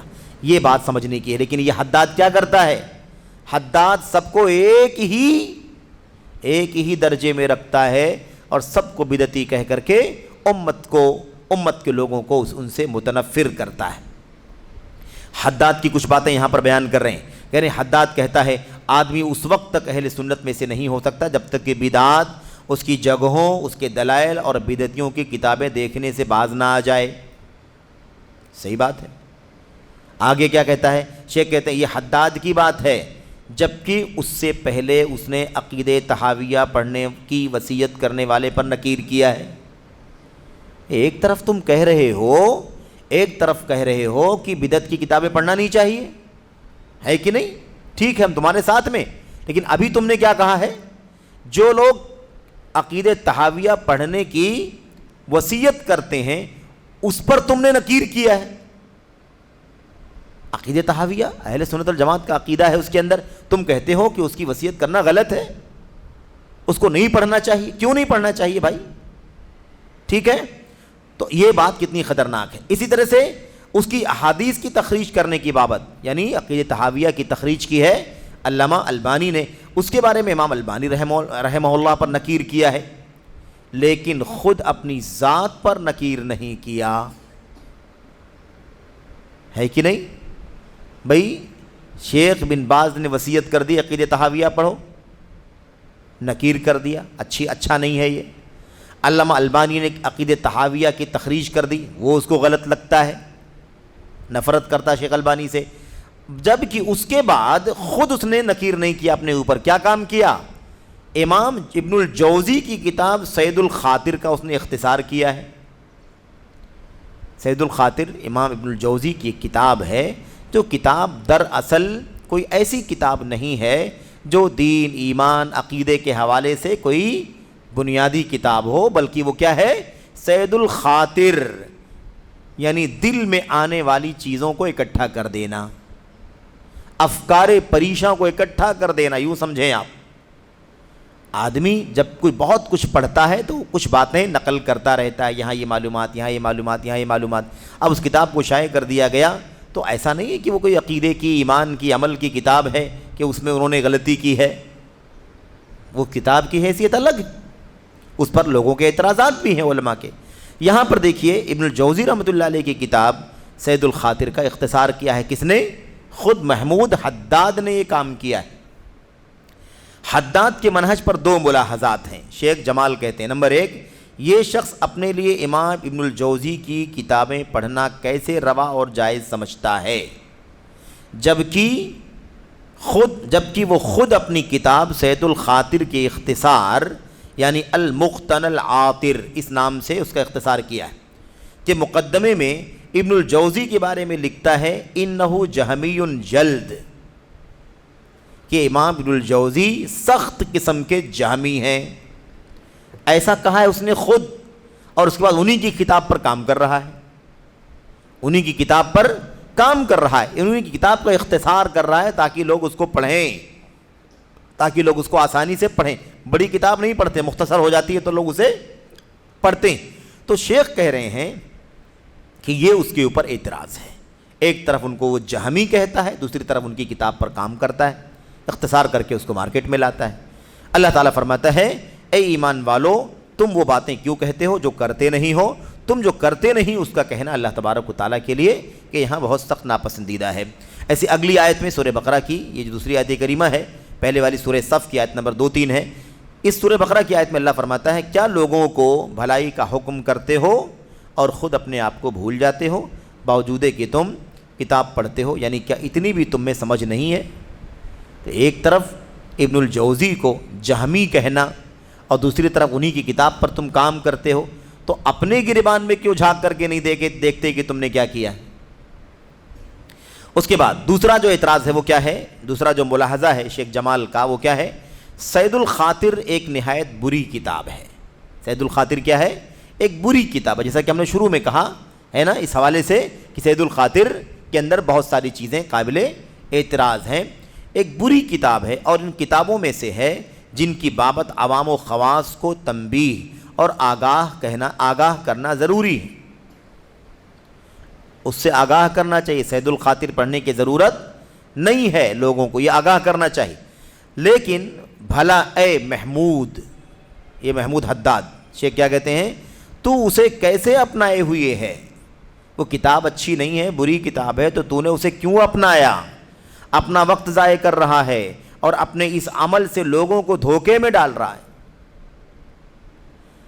حالانکہ تو وہی شخص ہے جس کے بارے میں مشہور ہے کہ تو لوگوں کو بدعتیوں کی کتابوں سے ڈراتا اور آگاہ کرتا ہے، یعنی تو یہ کہتا ہے کہ بدعتیوں کی کتابیں نہ پڑھو، اور اس کے بعد تو خود سید الخاطر پر کام کرتا ہے۔ اسے تو آگاہ کرنا چاہیے، لوگوں کو ڈرانا چاہیے، چوکنا کرنا چاہیے کہ بھئی سید الخاطر پڑھنے کی ضرورت نہیں ہے، اس کے قریب نہ جاؤ، لیکن تو کیا کرتا ہے؟ تو خود اس کتاب پر کام کر کے اس کو عام کرتا ہے۔ کیونکہ جب انجان آدمی اس کتاب کو اور اس پر تیرا نام دیکھے گا تو بلا تأمل آنکھ بند کر کے اسے لے لے گا، کیونکہ تو کہتا ہے بدعتیوں کی کتابیں نہ پڑھو، اور تیری کوئی کتاب اگر آئے گی تو لوگ لیں گے کہ نہیں لیں گے؟ اس لیے کہ تو بدعتیوں کی کتابیں پڑھنے سے منع کرتا ہے، جبکہ تو کام کر رہا ہے سید الخاطر کے اوپر جو خود بری کتاب ہے۔ اچھا، اس کے بعد کیا کہتے ہیں؟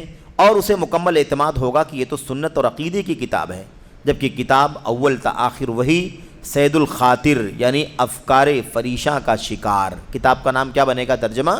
افکار پریشاں کا شکار، یعنی اسی کو اکٹھا کر دینا، قید کر دینا۔ بالکل اسم با مسمہ ہے، اس میں فرمان الہی، فرمان رسول اور اہل عرفان صحابہ کرام کے آثار کا ذکر نہیں ہے، سید الخاطر ہی ہے، اپنے دل کی بات، اپنی مرضی کی بات لکھی گئی ہے، اس میں قرآن و سنت کی کوئی بات نہیں لکھی گئی ہے۔ تو تم کو کیا کرنا چاہیے؟ اس سے لوگوں کو آگاہ کرنا چاہیے، لیکن تم نے آگاہ نہیں کیا بلکہ اس پر کام کیا، اپنا نام لکھ کر کے چھاپا۔ اب تمہارا نام دیکھ کر کے لوگ اسے لیں گے کہ نہیں لیں گے، پڑھیں گے کہ نہیں پڑھیں گے؟ تو تم لوگوں کو دھوکہ دیتے ہو۔ حداد اور اس کے پیروکار امام ابن حجر، امام نووی وغیرہ پر دعائے رحمت نہیں کرتے ہیں، ٹھیک ہے؟ یہ شخص امام احمد اور یہ شخص امام اور رحمہ اللہ کہنے والوں پر نکیر کرتا ہے۔ دیکھا آپ نے، یہ کتنا بڑا فتنہ ہے، یہ فتنہ حدادیوں کا فتنہ ہے۔ آج بھی آپ کے شہر بمبئی میں بھی ایسے لوگ موجود ہیں جو آج بھی علماء امت ابن تیمیہ، ابن قیم رحمہم اللہ اور ان کے علاوہ دیگر علماء جو آج کل کے علماء ہیں ان کے بارے میں بھی یہی عقیدہ رکھتے ہیں جو عقیدہ حداد کا ہے۔ بدعتی کہتے ہیں امام ابن تیمیہ کو، بدعتی کہتے ہیں امام ابن القیم رحمہ اللہ کو، یہاں آپ کے شہر میں موجود ہیں، اور نوجوانوں کی جتھا بندی کر رہے ہیں، لوگوں کو جمع کر رہے ہیں، اس فتنے میں مبتلا کرنے کا کام کر رہے ہیں۔ اچھا جناب، تو امام اور رحمہ اللہ کہنے والوں پر نکیر کرتا ہے۔ اس نے اپنی کتاب ہے نا عقیدہ ابو حاتم ابو زرع رازی کے اندر کیا لکھا، یہاں تک کہ اپنے آپ کو سنی کہنے والا بدعتیوں کے ائمہ کو امام کا لقب دیتا ہے اور اس کے بعد رحمہ اللہ کہتا ہے، یعنی اس کو اعتراض ہے کہ ایسا نہیں ہونا چاہیے۔ یہ شخص اور اس کے ہم نوالوں کی زبانیں علماء پر تانا زنی، گالی گلوچ اور بدزبانی کے سلسلے میں چلتی رہتی ہیں، ہمیشہ علماء کے خلاف بدزبانی کرتے ہیں یہ۔ چنانچہ علی ابن الحسن ابن عساکر کے بارے میں کہتا ہے جہمی جلد، سخت قسم کے جہمی ہیں، یعنی علماء کے خلاف بڑی آسانی سے جہمی ہونے کا الزام لگا دیتا ہے، بدعتی ہونے کا الزام لگا دیتا ہے۔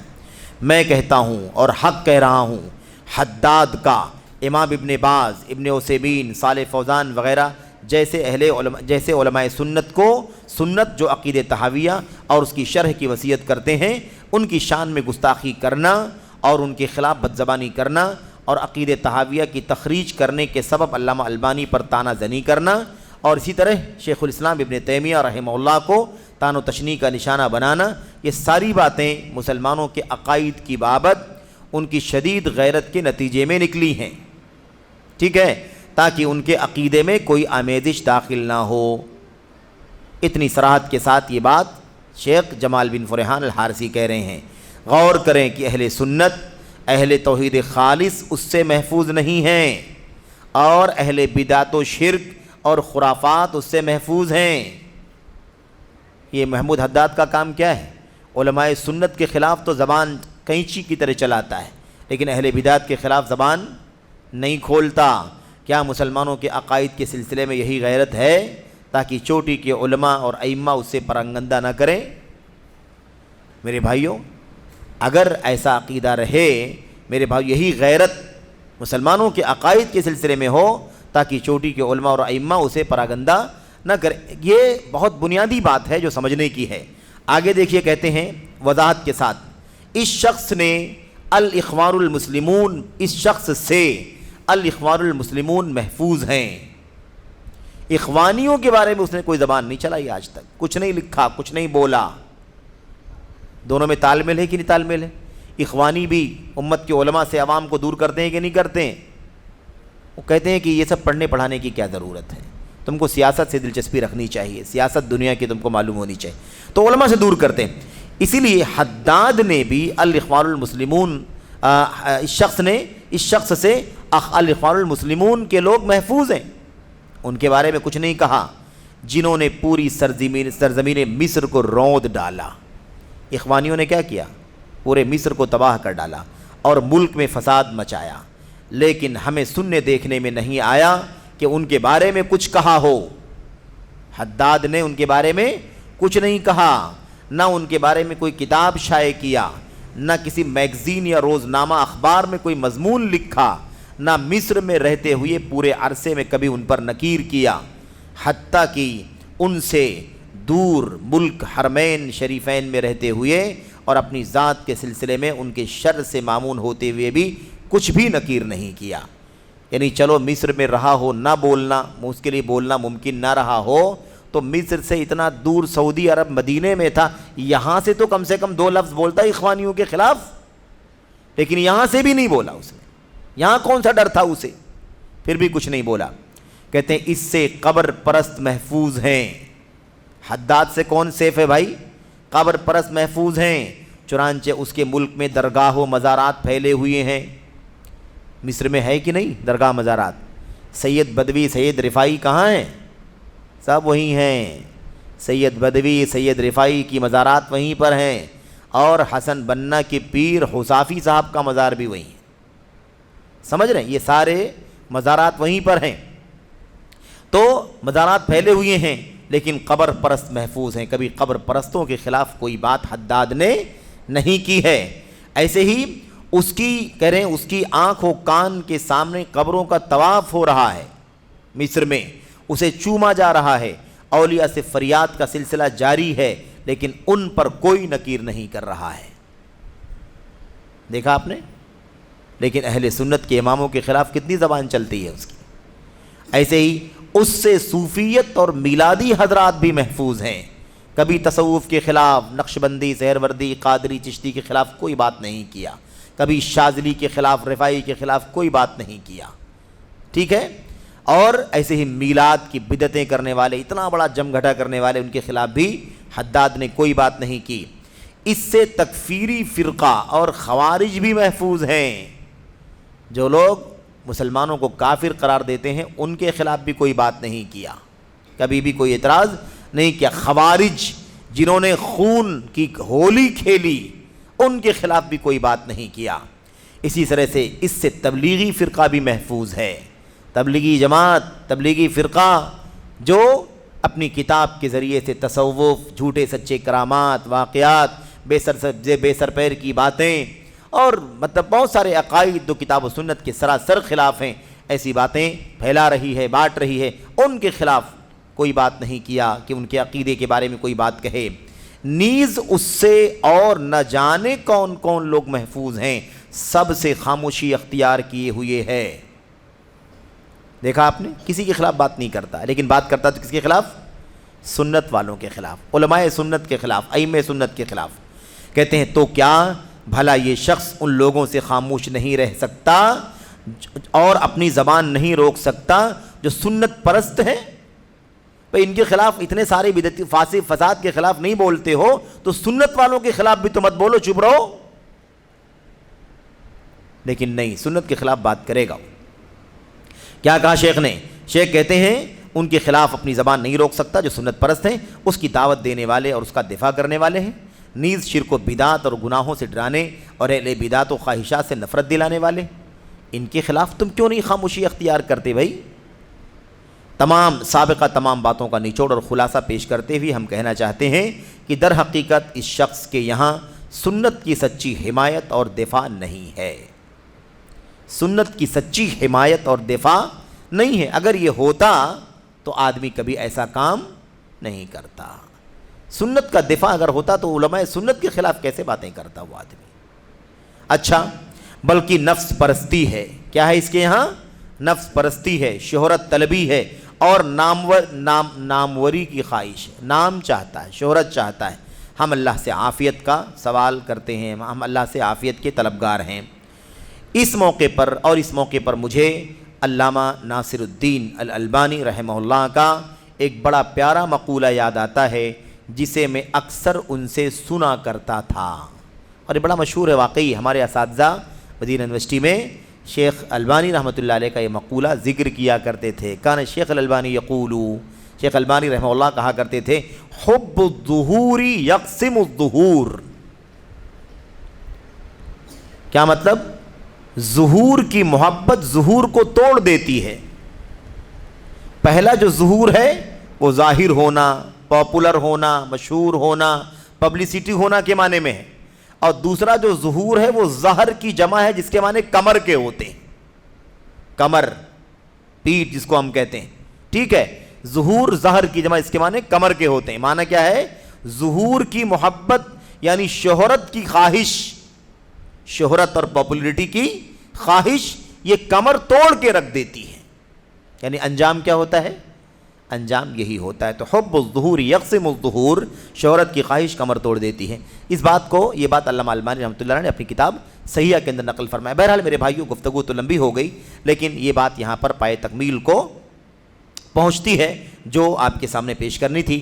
اللہ سے دعا کریں کہ اللہ تبارک و تعالی امت کے علماء جو سنت کے علمبردار ہیں، سنت کے خادم ہیں، سنت کے مشن کو دنیا میں عام کرنے والے ہیں، ان تمام چیزوں کا میرے بھائیوں، ان تمام چیزوں کا مشن جن لوگوں کے ذریعے سے چلا ہے، اللہ تبارک و تعالی ہمیں ان کا ساتھ رہنے، ان کے ساتھ دینے اور ان کا دفاع کرنے کی توفیق عطا فرمائے، ہمیں خدمات کو، کارناموں کو سراہنے کی توفیق عطا فرمائے، آمین رب العالمین۔ وصلی اللہ وسلم وبارک علی نبینا محمد وعلی آلہ وصحبہ اجمعین، والسلام علیکم ورحمۃ اللہ وبرکاتہ۔